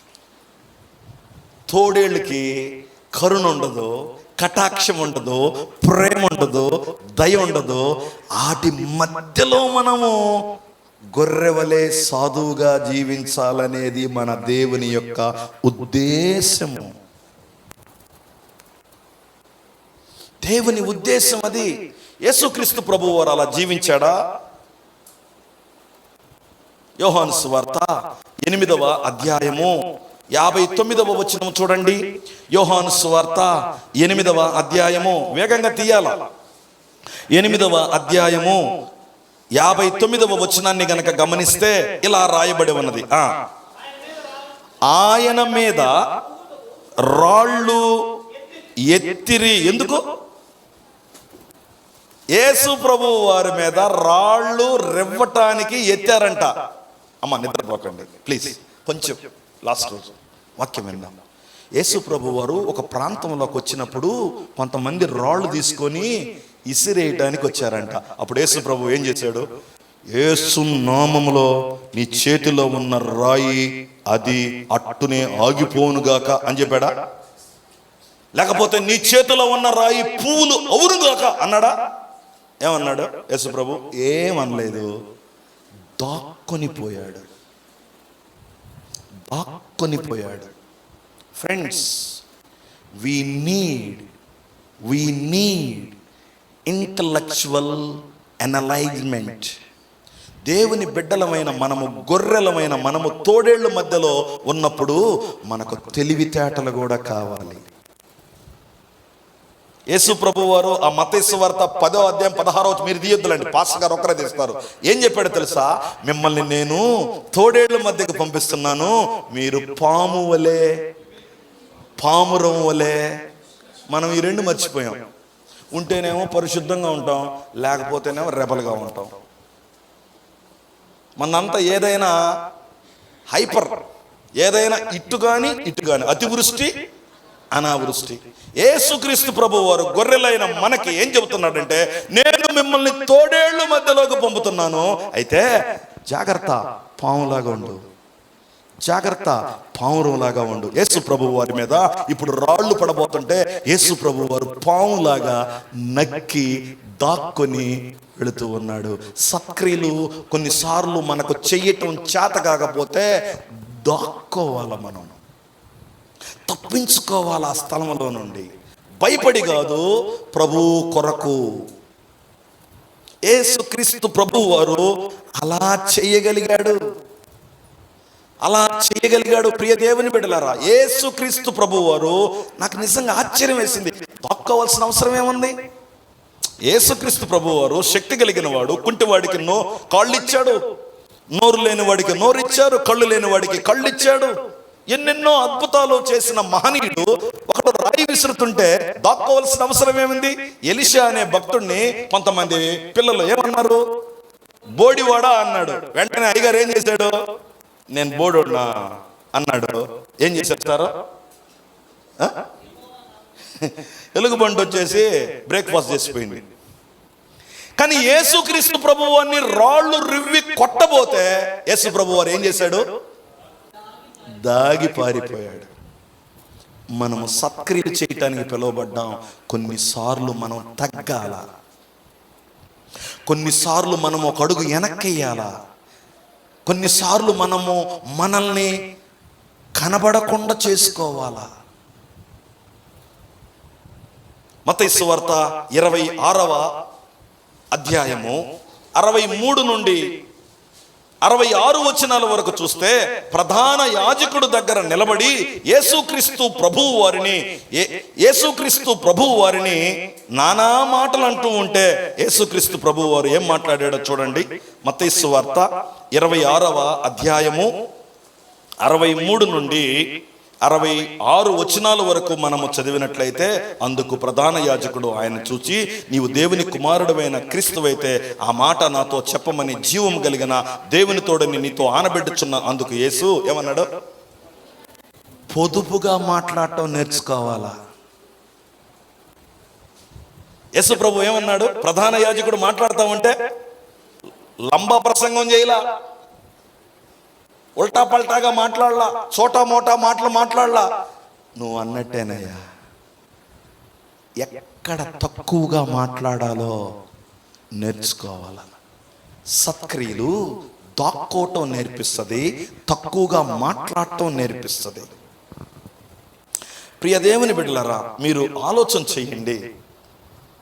యెషయా గ్రంథము 53వ అధ్యాయంలో మీ అందరికి తెలిసిందే. యెషయా గ్రంథము 53వ అధ్యాయంలో యేసుక్రీస్తు ప్రభువు వారు ఏం చేశాడండి?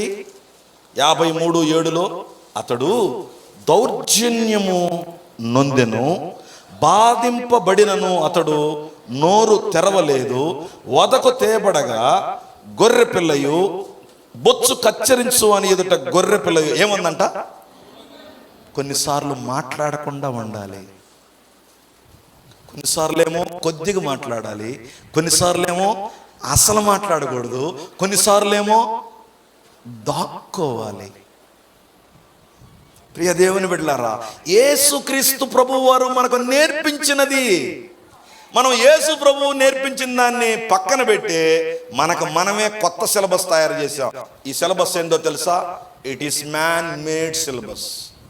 మనుషుల పద్ధతులు, దైవ ఉపదేశములని బోధించు కాలము వచ్చి ఉన్నది. మత్తయి సువార్త 15వ అధ్యాయంలో ఉంటుంది, తీయొద్దులండి. మనుషుల పద్ధతులు, దైవ ఉపదేశములని ఆయన అనుభవం చెబుతాడు మనకి ఎందుకు ఆయన ఈ అనుభవం? బైబిల్ వాక్యం చెప్పక ప్రతి తెంగరోడు బైబిల్ చెప్పట్లా, ఏడాడకో పోతాడు, ఏదేదో చెబుతాడు. మాకెందుకు స్వామి అవన్నీ? We don't want all the foolish stuff which you had. We don't want your experience which you face. Let us talk about the Bible which is given by my God. దేవుడిచ్చిన పవిత్ర గ్రంథం గురించి చెప్పు. వింటాం. దేవుడు చెబుతున్నాడు, నాయనా నా మీదకి రాళ్ళు రివ్వబోయారు, నేనేం చేశానో తెలుసా? దక్కున్నా. నన్ను ప్రధాన యాజకుడి యొద్ద నిలబెట్టారు, నన్ను అడిగిన ప్రశ్నకి మితముగా ఆన్సర్ చెప్పా. మీకు ఒక మాట చెప్పనా? నేను మౌనంగా ఉన్నా. నీకు మౌనంగా ఉండటం తెలుసా? ఈ మధ్యకాలంలో మా చర్చిలో ఒక అమ్మాయి 3 వారాలు చర్చికి రాలా. వినండి, మధ్యలో ఇలా చెప్పకపోతే మీరు మళ్ళీ ఎక్కడికో వెళ్ళిపోతారు, ఎక్స్ట్రీమ్. 3 వారాల నుండి చర్చికి రాకపోయేసరికి నేను ఎందుకు చర్చికి రాలేదో సరగా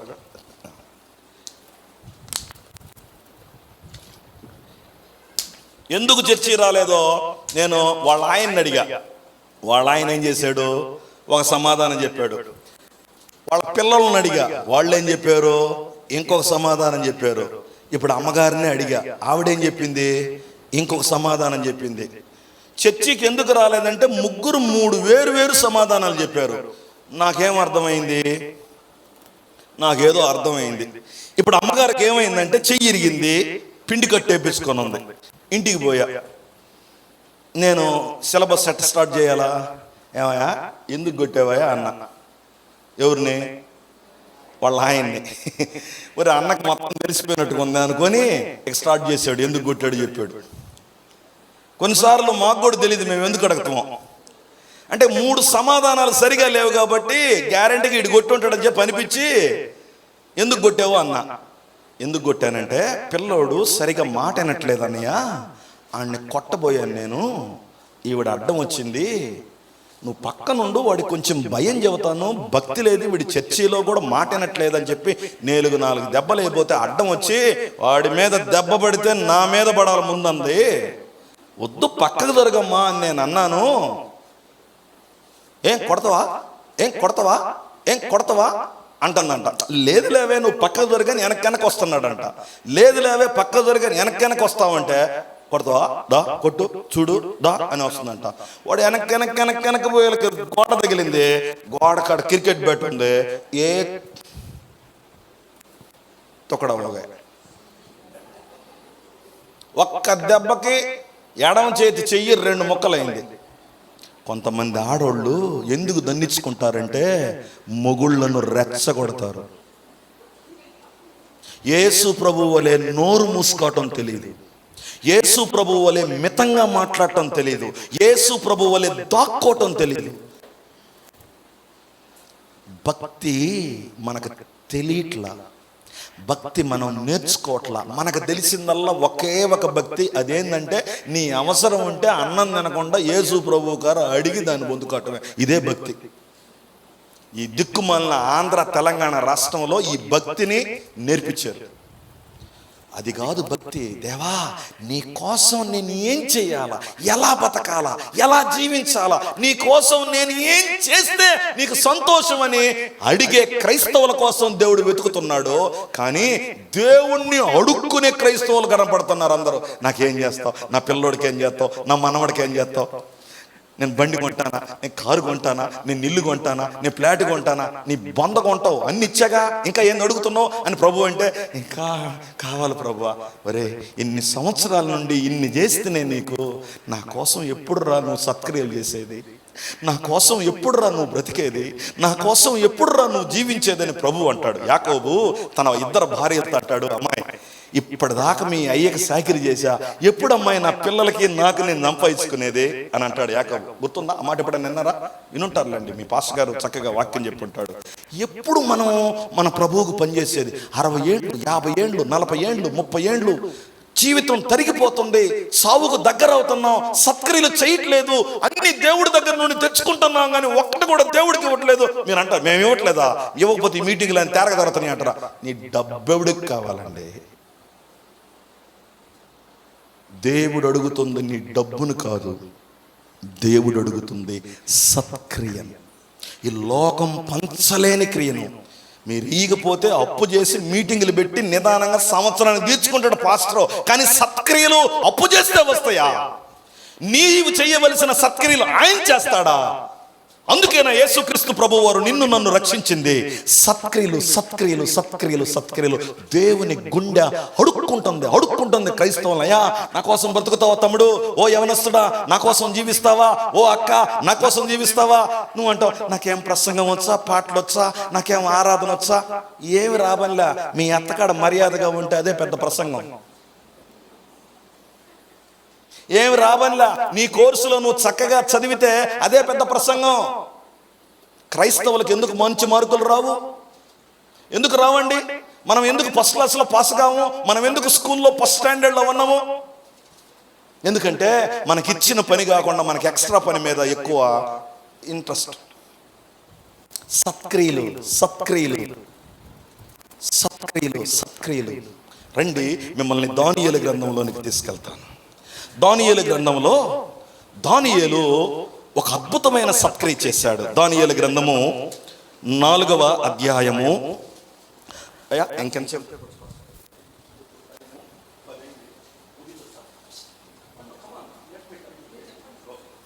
4వ అధ్యాయము. పాస్టర్ గారు నన్ను ఒక 10 నిమిషాలు చెప్పన్నట్టుగా అర్థమైంది. 10 నిమిషాల్లో ముగిస్తా సార్. చెప్పండిరా చలో.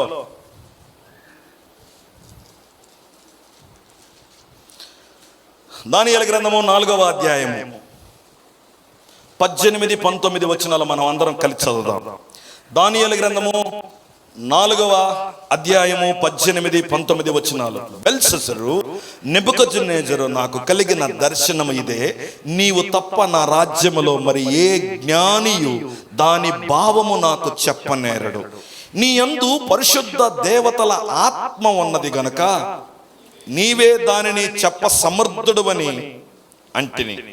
అందుకు బెల్షస్సరు దానియేలు, చదవండి అన్నమాట, 1 గంట సేపు అతి విస్మయము నొంది మనస్సునందు 1 గంట సేపు దానియేలు మౌనంగా ఉన్నాడంట. 1 గంట సేపు దానియేలు మౌనంగా ఉన్నాడంట. నెబుకద్నెజరు అనే రాజుకి ఒక కల వచ్చింది. 2వ అధ్యాయంలో కల వచ్చింది. ఆయన నిద్రలేసేసరికి కల మర్చిపోయాడు. కల భావం చెప్పమన్నాడు. ఆ పని దానియేలు గారు చేశారు. 4వ అధ్యాయంలో రాజుగారికి మరొక కల వచ్చింది. ఈసారి రాజుగారు కలను మర్చిపోలేదు, గుర్తుంది. ఈయనకి చెప్పాడు. ఈయనకి చెప్పిన తర్వాత, అయ్యా దానియేలు, నీ అంత తెలివితేటలు కలిగిన వాడు నా రాజ్యములో ఎవడు లేడు, నువ్వు మాత్రమే ఈ కల భావం చెప్పగలవు, నువ్వు చెప్పయ్యా నాకన్నాడు. ఇప్పుడు దానియేలు ఆ కలంతా విని ఆ భావం చెప్పబోయేటప్పుడు 1 గంట సేపు విస్మయము నుండి మాట్లాడాల. ఏంటా భావము? ఏంటా భావము? ఏంటా భావము? ఎందుకు ఆయన మౌనంగా గంట సేపు ఉన్నాడు? అసలు ఈ నెబుకద్నెజరు అనేవాడు ఎవడు? వాడికి కలిగిన కలభావం చెప్పటానికి ఈయనకెందుకు ఒక గంట సేపు విస్మయము? సహోదరులారా, వచ్చిన కళ ఏంటంటే 5వ అధ్యాయంలో 21వ వచనంలో లేదా 20వ వచనాన్ని గనక మీరు గమనిస్తే, దానియేలు గ్రంథము 5వ అధ్యాయము 20వ వచనాన్ని గనక మీరు గమనిస్తే, అయితే అతడు మనసున అతిశయించి బలత్కారము చేయుటకు అతని హృదయమును కఠినము చేసుకొనగా దేవుడు అతని ప్రభుత్వము అతని యొద్ద నుండి తీసివేసి అతని ఘనతను పోగొట్టును. అప్పుడు అతడు మానవుల యొద్ద నుండి తరముబడి పశువుల వంటి మనస్సు గలవాడాయను. మహోన్నతుడు దేవుడు మానవుల రాజ్యములలో ఏలుచు ఎవరిని స్థాపింపగోరునో వారిని స్థాపించునని అతడు తెలుసుకునే వరకు అతడిని అడవి గాడిదల మధ్య నివసించుచు పశువులే గడ్డి మేయుచు ఆకాశపు మంచు చేత తడిపిన శరీరము గలవాడైను. ఈ రాజు ఎవరు? నెబుకద్నెజరు రాజు కొన్ని రోజుల్లో అడవిలోకి పోయి గాడిదల మధ్య గడ్డి మెత్తాడంట. ఈ నెబుకద్నెజరు రాజు అనేవాడు అడవిలోకి వెళ్ళి గోర్లు పెంచుకొని ఏకలు పెంచుకొని మనుషుల మధ్యలో కాకుండా జంతువుల మధ్యలో అరణ్యంలో వాసం చేస్తాడంట. ఆ కల భావము అది, ఆ సంగతి రాజుగారికి చెప్పటానికి ఆయనకి నోరు రావట్లా. ఎంతసేపు? గంట సేపు. ఇప్పుడు మనకు ఒక ప్రశ్న రావాలా. ఏం ప్రశ్న? ఈ నెబుకద్నెజరు ఎంత మంచోడైతే దానియేలు గంట సేపు ఆ కలభావాన్ని చెప్పకుండా ఉన్నాడో అనిపించుద్ది. అయితే ఈ నెబుకద్నెజరు నీచ్ కమేన్గాడు. ఈ నెబుకద్నెజరు చెడ్డవాడు. ఈ నెబుకద్నెజరు వీళ్ళ దేశాన్ని కాల్చేశాడు, వీళ్ళ మందిరాన్ని కూల్చేశాడు, వీళ్ళ యవనస్తుల్ని మందిరంలోనే చంపేశాడు. ఈ నెబుకద్నెజరు వీళ్ళ అమ్మ నాన్న నుండి వీళ్ళని వేరు చేశాడు. ఈ నెబుకద్నెజరు ఆ దేశంలో ఉన్న కొంతమంది యవనస్తులను బానిసలుగా పట్టుకొని వెళ్ళిపోయాడు. ఇప్పుడు అలాంటి శత్రువైనోడికి వాడు అడవి గాడిదల మధ్యలోకి వెళ్ళి వాడు వాసం చేస్తే చప్పట్లు కొట్టి ప్రైజులాడలు చెప్పాలనా? 1 గంట సేపు విస్మయం నొందుతూ మౌనంగా ఉండాలనా? టైం ఉంటే వచనాలన్నీ చూపిద్దును, టైం లేదు కాబట్టి నేను మీకు చూపలేకపోతాను. అయితే చూపిస్తాను. 1 నిమిషం తొంగి చూసి మళ్ళీ పక్కకు వద్దాం. 2వ దినవృత్తాంతాల గ్రంథము 36వ అధ్యాయము రెండవ దినవృత్తాంతాల గ్రంథము 36వ అధ్యాయము 17వ వచనం. ఆయన వారి మీద కల్దీల రాజును రప్పింపగా అతడు వారికి పరిశుద్ధ స్థలముగా ఉన్న మందిరములోనే వారి యవనస్తులను ఖడ్గము చేత, అది యవనస్తులను ఎక్కడ చంపాడంట? మందిరంలో. మనుషుల్ని చంపొచ్చా? చంపకూడదు. చంపాడా?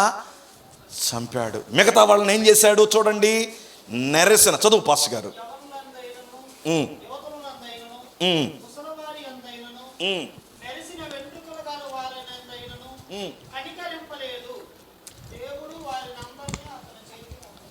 ఇప్పుడు వాళ్ళ ఊర్లో ముసలోళ్ళు ఈ నెబుకద్నెజరు ముందు నిలబడితే, అయ్యా కుంటోన్నాయా, ముసలోన్నాయా, కొట్టగాకయ్యా అంటే కనికరించలేదంట.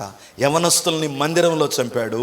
కిందకు గనక మీరు వస్తే, ఏమండి, కిందకు గనక మీరు వస్తే 19వ వచనాన్ని గనక మీరు గమనిస్తే, ఏమండి, 18వ వచనం చదవండి. బబులోను రాజు పెద్దలనేమి చిన్నలనేమి మందిరపు ఉపకరణములన్నిటినీ యెహోవా మందిరపు నిధుల్లోదేమి, రాజు నిధుల్లోదేమి, అధిపతుల నిధుల్లోదేమి దొరికిన ద్రవ్యమంతయు బబులోనుకు తీసుకొని పోయిన. అదీగాక కల్దీల దేవుని మందిరమును తగలబెట్టి యెరూషలేము ప్రాకారమును పడగొట్టి దాని యొక్క నగరాలన్నిటిని కాల్చివేసి దానిలోని ప్రశస్త వస్తువులన్నిటిని బొత్తిగా పాడు చేసి ఖడ్గము చేత హతులు కాకుండా తప్పించుకున్న వారిని అతడు. ఎట్టాంటి మనిషికి దేవుడు అడవిలోకి వెళ్ళి జంతు స్వభావం కలిగి ఉండేటటువంటి శిక్ష విధిస్తే దానియేలు వందనాలు చెప్పాలనా, ప్రైజ్ లార్డ్లు చెప్పాలనా, బాధపడాలనా? సార్ చెప్పండి సార్, చెప్పండి సార్, ప్లీజ్ కమాన్ చెప్పండి, నాతో చెప్పండి. మీరు ఇదేనా చేసింది? ఇంకొక విపత్కరమైన మాట చెబుతా. యెషయా గ్రంథము 39వ అధ్యాయం 7వ వచనాన్ని చూడండి. ఇంత చేశాడు, ఓకే, నో ప్రాబ్లం. కానీ చెవులు గింగురుమనేటటువంటి ఇంకొక కార్యం చేశాడు దానియేలుకి. 39వ అధ్యాయము 7వ వచనం. యెషయా గ్రంథము 39వ అధ్యాయము 7వ వచనం. నీ గర్భమందు పుట్టిన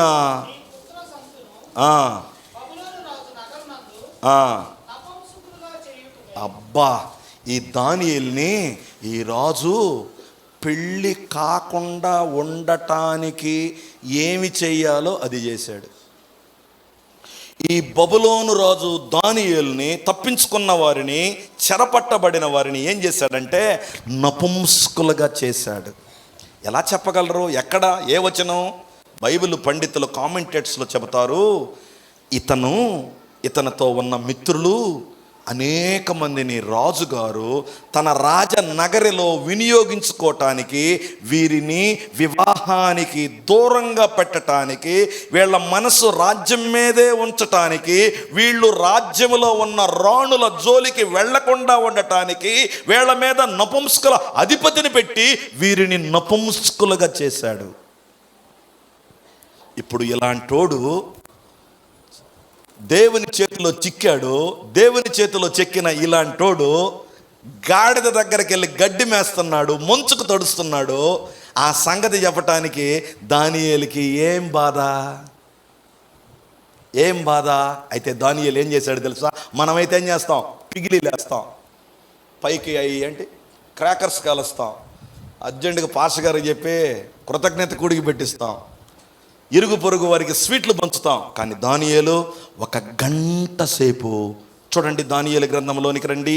4వ అధ్యాయంలో దానియేలు 1 గంట సేపు విస్మయము నొంది మనసులో కలవరపడి, రాజా, ఈ దర్శనము దాని భావము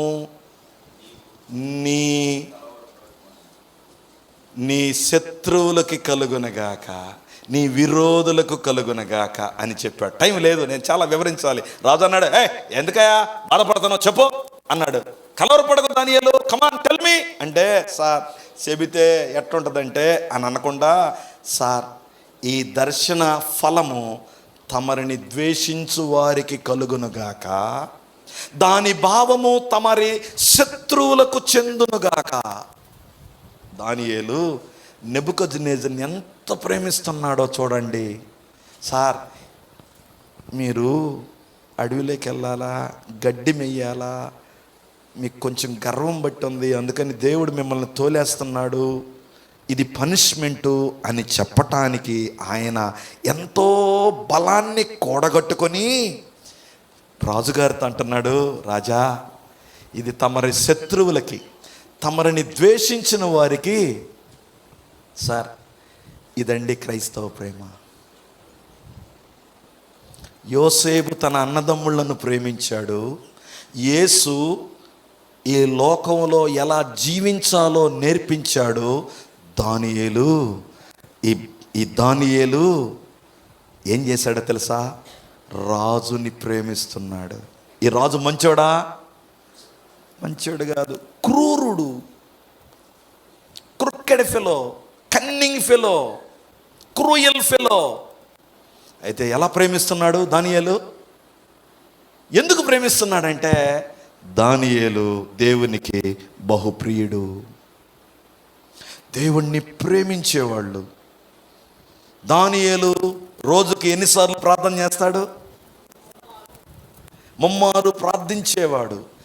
తనను తన దేశం కాని దేశానికి వెళ్ళాడు. తన బట్టలు మార్చాడు, మాట్లాడలా. తన పేరు మార్చాడు, మాట్లాడలా. తన భాష మార్చారు, మాట్లాడలా. తన ఆహారపు అలవాట్లు మార్చబోతే దానియేలు ఒప్పుకోలా. ఇప్పుడు దేవుడు దానియేలు శత్రువు అయిన నెబుకద్నెజరుని శిక్షించటానికి ఇష్టపడుతూ ఉంటే దానియేలు ఏమంటున్నాడు తెలుసా? ఒప్పుకోవట్లా. ఎందుకో తెలుసా? ఏమండి, ఎందుకో చెప్పగలరా? Can you please explain why? ఏమండి, very good, I too agree what you say. ఎందుకు అంటే 2వ దినవృత్తాంతాల గ్రంథంలో ఇందాక మనం చదివాం. మిమ్మల్ని మళ్ళీ అక్కడికి తీసుకెళ్తారండి. ఎందుకు దానియేలు అలా చేశాడు? ఎందుకు దానియేలు అతనిని అంతగా ప్రేమిస్తున్నాడు, అంతగా క్షమిస్తున్నాడు? 36వ అధ్యాయంలో 17వ వచనం చివరి భాగంలో కనికరింపలేదు అన్న దాని పక్కన ఒక మాట ఉంది చూడండి. ఏంటా మాట? దేవుడు వారందరినీ, ఆ సంగతి దానియేలుకి తెలుసు. ఎందుకు దేవుడు నెబుకద్నెజరు చేతికి ఇశ్రాయేలీల్ని అప్పగించాడు? మా దేవుడు అనుమతి లేకుండా ఈ నెబుకద్నెజరు రాజు అనేవాడు నా దేశంలోకి రాలేడు, నా మందిరాన్ని కాల్చలేడు, నా మందిరములో ఉన్న ఉపకరణములను తీసుకువెళ్ళలేడు, నా యవనస్తులను చంపడు, నా ముసలివారిని చంపడు, నా లాంటి వారిని బానిసలుగా తీసుకువెళ్ళడు. ఇది ఎందుకు జరిగిందంటే నా దేవుడు అనుమతించాడు. ఆ సంగతి దానియేలుకి తెలుసు. సహోదరులారా, మన దేవుడు మన జీవితంలో కొన్ని అనుమతించాడని మనము అర్థం చేసుకున్నప్పుడు మనము నోరు మూసుకుంటాం. నా దేవుని చిత్తం అని నాకు అర్థమైనప్పుడు, ఇంతకీ ఈ దేవుడు ఆ మందిరాన్ని ఎందుకు తగలబెట్టాడండి? ఈ దేవుడు ఆ మందిరములో యవనస్తులను ఎందుకు చంపాడండి? ఈ దేవుడు ఆ మందిరములో ఉన్న ఉపకరణములన్నిటినీ, ద్రవ్యమంతటిని ఎందుకు నెబుకద్నెజరు చేతికి పట్టించాడండి?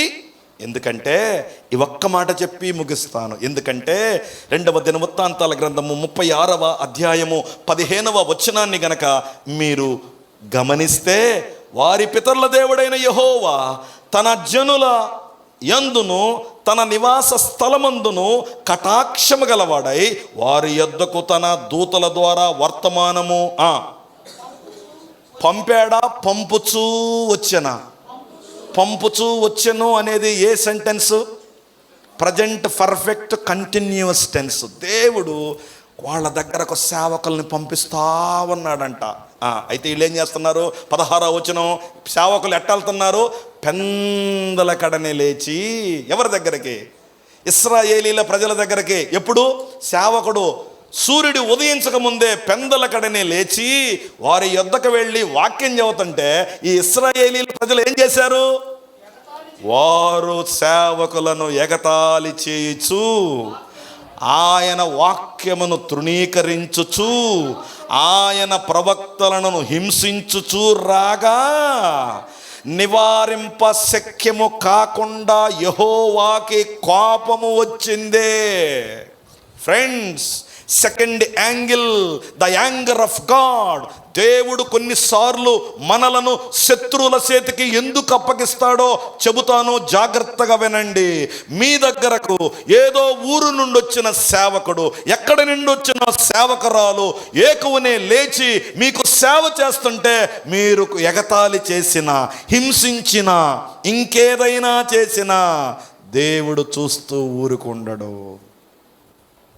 ఇశ్రాయేలీల ప్రజలు అందమైన సొలొమోను మందిరములో బలులు అర్పిస్తూ ఓహో ఆహా అంటూ రాజ్య పరిపాలనలో నిమగ్నమై ఉంటూ దేవుణ్ణి మర్చిపోయి దేవుని సేవకులని దేవుడు పంపుతూ వస్తూ మాట్లాడుతూ వస్తూ ఉంటే ఎవడు లెక్క చేయట్లా, ఎవడికి భయం లేదు, ఎవడు పట్టించుకోవట్లా. పెందల కడనే లేచి వాక్యం చెబుతామంటే ఏం చేస్తున్నారంట వీళ్ళు? ఎగతాళి చేస్తున్నారంట. దేవుని వాక్యాన్ని ఏం చేస్తున్నారంట? తృణీకరిస్తున్నారంట. దేవుని ప్రవక్తలను ఏం చేస్తున్నారంట? హింసిస్తున్నారంట. ఇలా జరిగినప్పుడు దేవుని కోపం ఎలా ఉంటుందంటే, ఎవడు నివారింపలేని కోపము దేవుడికి కలుగుద్ది.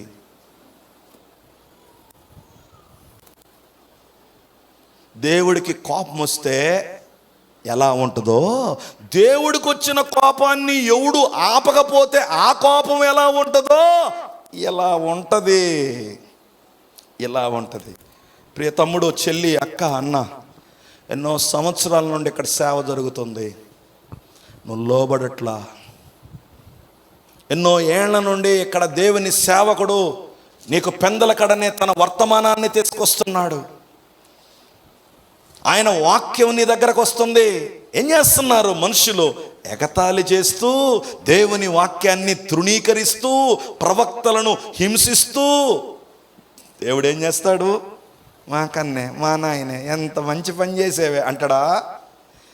ఎవడు నివారింపటానికి వీలు కాని కోపముతో మనుషుల మీద పడతాడో ఆ కోపం ఎలా ఉంటుందంటే, తన మందిరం అని కూడా చూడకుండా ఆ మందిరములో తన జాతి బిడ్డలు, తన సంతానము, యాకోబు, ఇస్సాకు, అబ్రహాముకి వాగ్దానం చేసిన దేవుడు తన స్వకీయ జనముగా పిలిచిన ప్రజలను, తన యవనస్తులను మందిరములో పేకలు కోపించాడంట. తన దేశంలో అనగా యెరూషలేము దేవునికి ఇష్టమైన పట్టణము.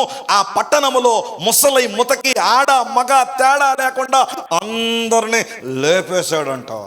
ఇంకా మిగిలిన వాడిని నపుంసకులు చేసుకొని కాళ్ళు చేతులు కట్టేసి ఈడ్చుకొని బబులోను దేశం తీసుకెళ్ళాడంట. పోతా పోతా ఊళ్ళకు ఊళ్ళుని, మందిరాలకు మందిరాలని, ప్రహరీలను మొత్తాన్ని తగలబెట్టాడంట. ఈ సంగతి దానియేలుకి అర్థమయ్యి దానియేలు పాపం ఒప్పుకుంటాడు ప్రార్థన చేసేటప్పుడు. ఏమని? అయ్యా, మా పూర్వీకులు చేసింది మాకు తెలుసు, నువ్వు మా పట్ల చేసింది న్యాయమే, నువ్వు మా పట్ల చేసింది న్యాయమే. నేను, మా అమ్మ, మా నాన్న, మా అన్నదమ్ముళ్ళు, మా తాత ముత్తాతలు నిన్ను, నీ నామాన్ని అవమానపరిచారు, మాకు ఇది న్యాయమే. The one who understood the word of God, దేవుని లేఖనాల్ని అర్థం చేసుకున్నవాడు దేవుని మీదకి తిరగబడడు, దేవుని కాళ్ళ మీద పడి ఒప్పుకుంటాడు. దానియేలుకి అది అర్థమైంది. దానియేలుకి అది అర్థమయ్యి ఆయన ప్రార్థన చేస్తూ, మేము చేసామయ్యా, యెరెమీయా గ్రంథాన్ని చదువుతూ 70 సంవత్సరాల పూర్తి అవుతున్నదని ఆయన అర్థం చేసుకొని లేఖనాలను చదివి దేవుని కాళ్ళ దగ్గరికి వెళ్ళి తన పూర్వీకుల పాపాలు ఒప్పుకుంటున్నాడు. దానియేలు పాపం చేశాడా? లేదు. బైబిల్ చెబుతుంది, తన దేవుని యందు విషయాల యందు తప్ప అతని మీద అతని శత్రువులు పొరపాటు కనుక్కోలేకపోయారని, ఏ నేరమైనా లేదని కింద వచనాల్లో మనకు అధ్యాయాల్లో కనబడుతుంది. నేను చెప్పకొచ్చేది ఏంటంటే, దేవుడి కొరకు రక్షించబడిన వాళ్ళేమో సత్క్రియలు చేయాలి. ఎలాంటి సత్క్రియలు? యోసేపు వలె, దానియేలు వలె, యేసు ప్రభువు వలె. కానీ ఈ దేవుడు అనేక సంవత్సరాల నుండి నీ దగ్గరకు వాక్యం తీసుకొస్తుంటే లెక్కలేనితనంగా, భయం లేనితనంగా, ఎగతాళి చేస్తూ, కిండలు చేస్తూ, నక్కలు చేస్తామంటే మక్కలు ఎరగొడతాడు. ఎవడు అడ్డొచ్చినా కానీ యేసు ప్రభువు వారి కోపం ముందు అడ్డు తీలేడు. ఎబ్రీలు రాసిన పత్రికలో, జీవము కలిగిన దేవుని చేతిలో పడుట బహుభయంకరము, పిసికి పడేస్తాడో, నలిపేస్తాడో, నామరూపాలు లేకుండా చేస్తాడో, అసలుకి నీ ఉనికి లేకుండా చేస్తాడు. ఎప్పుడు?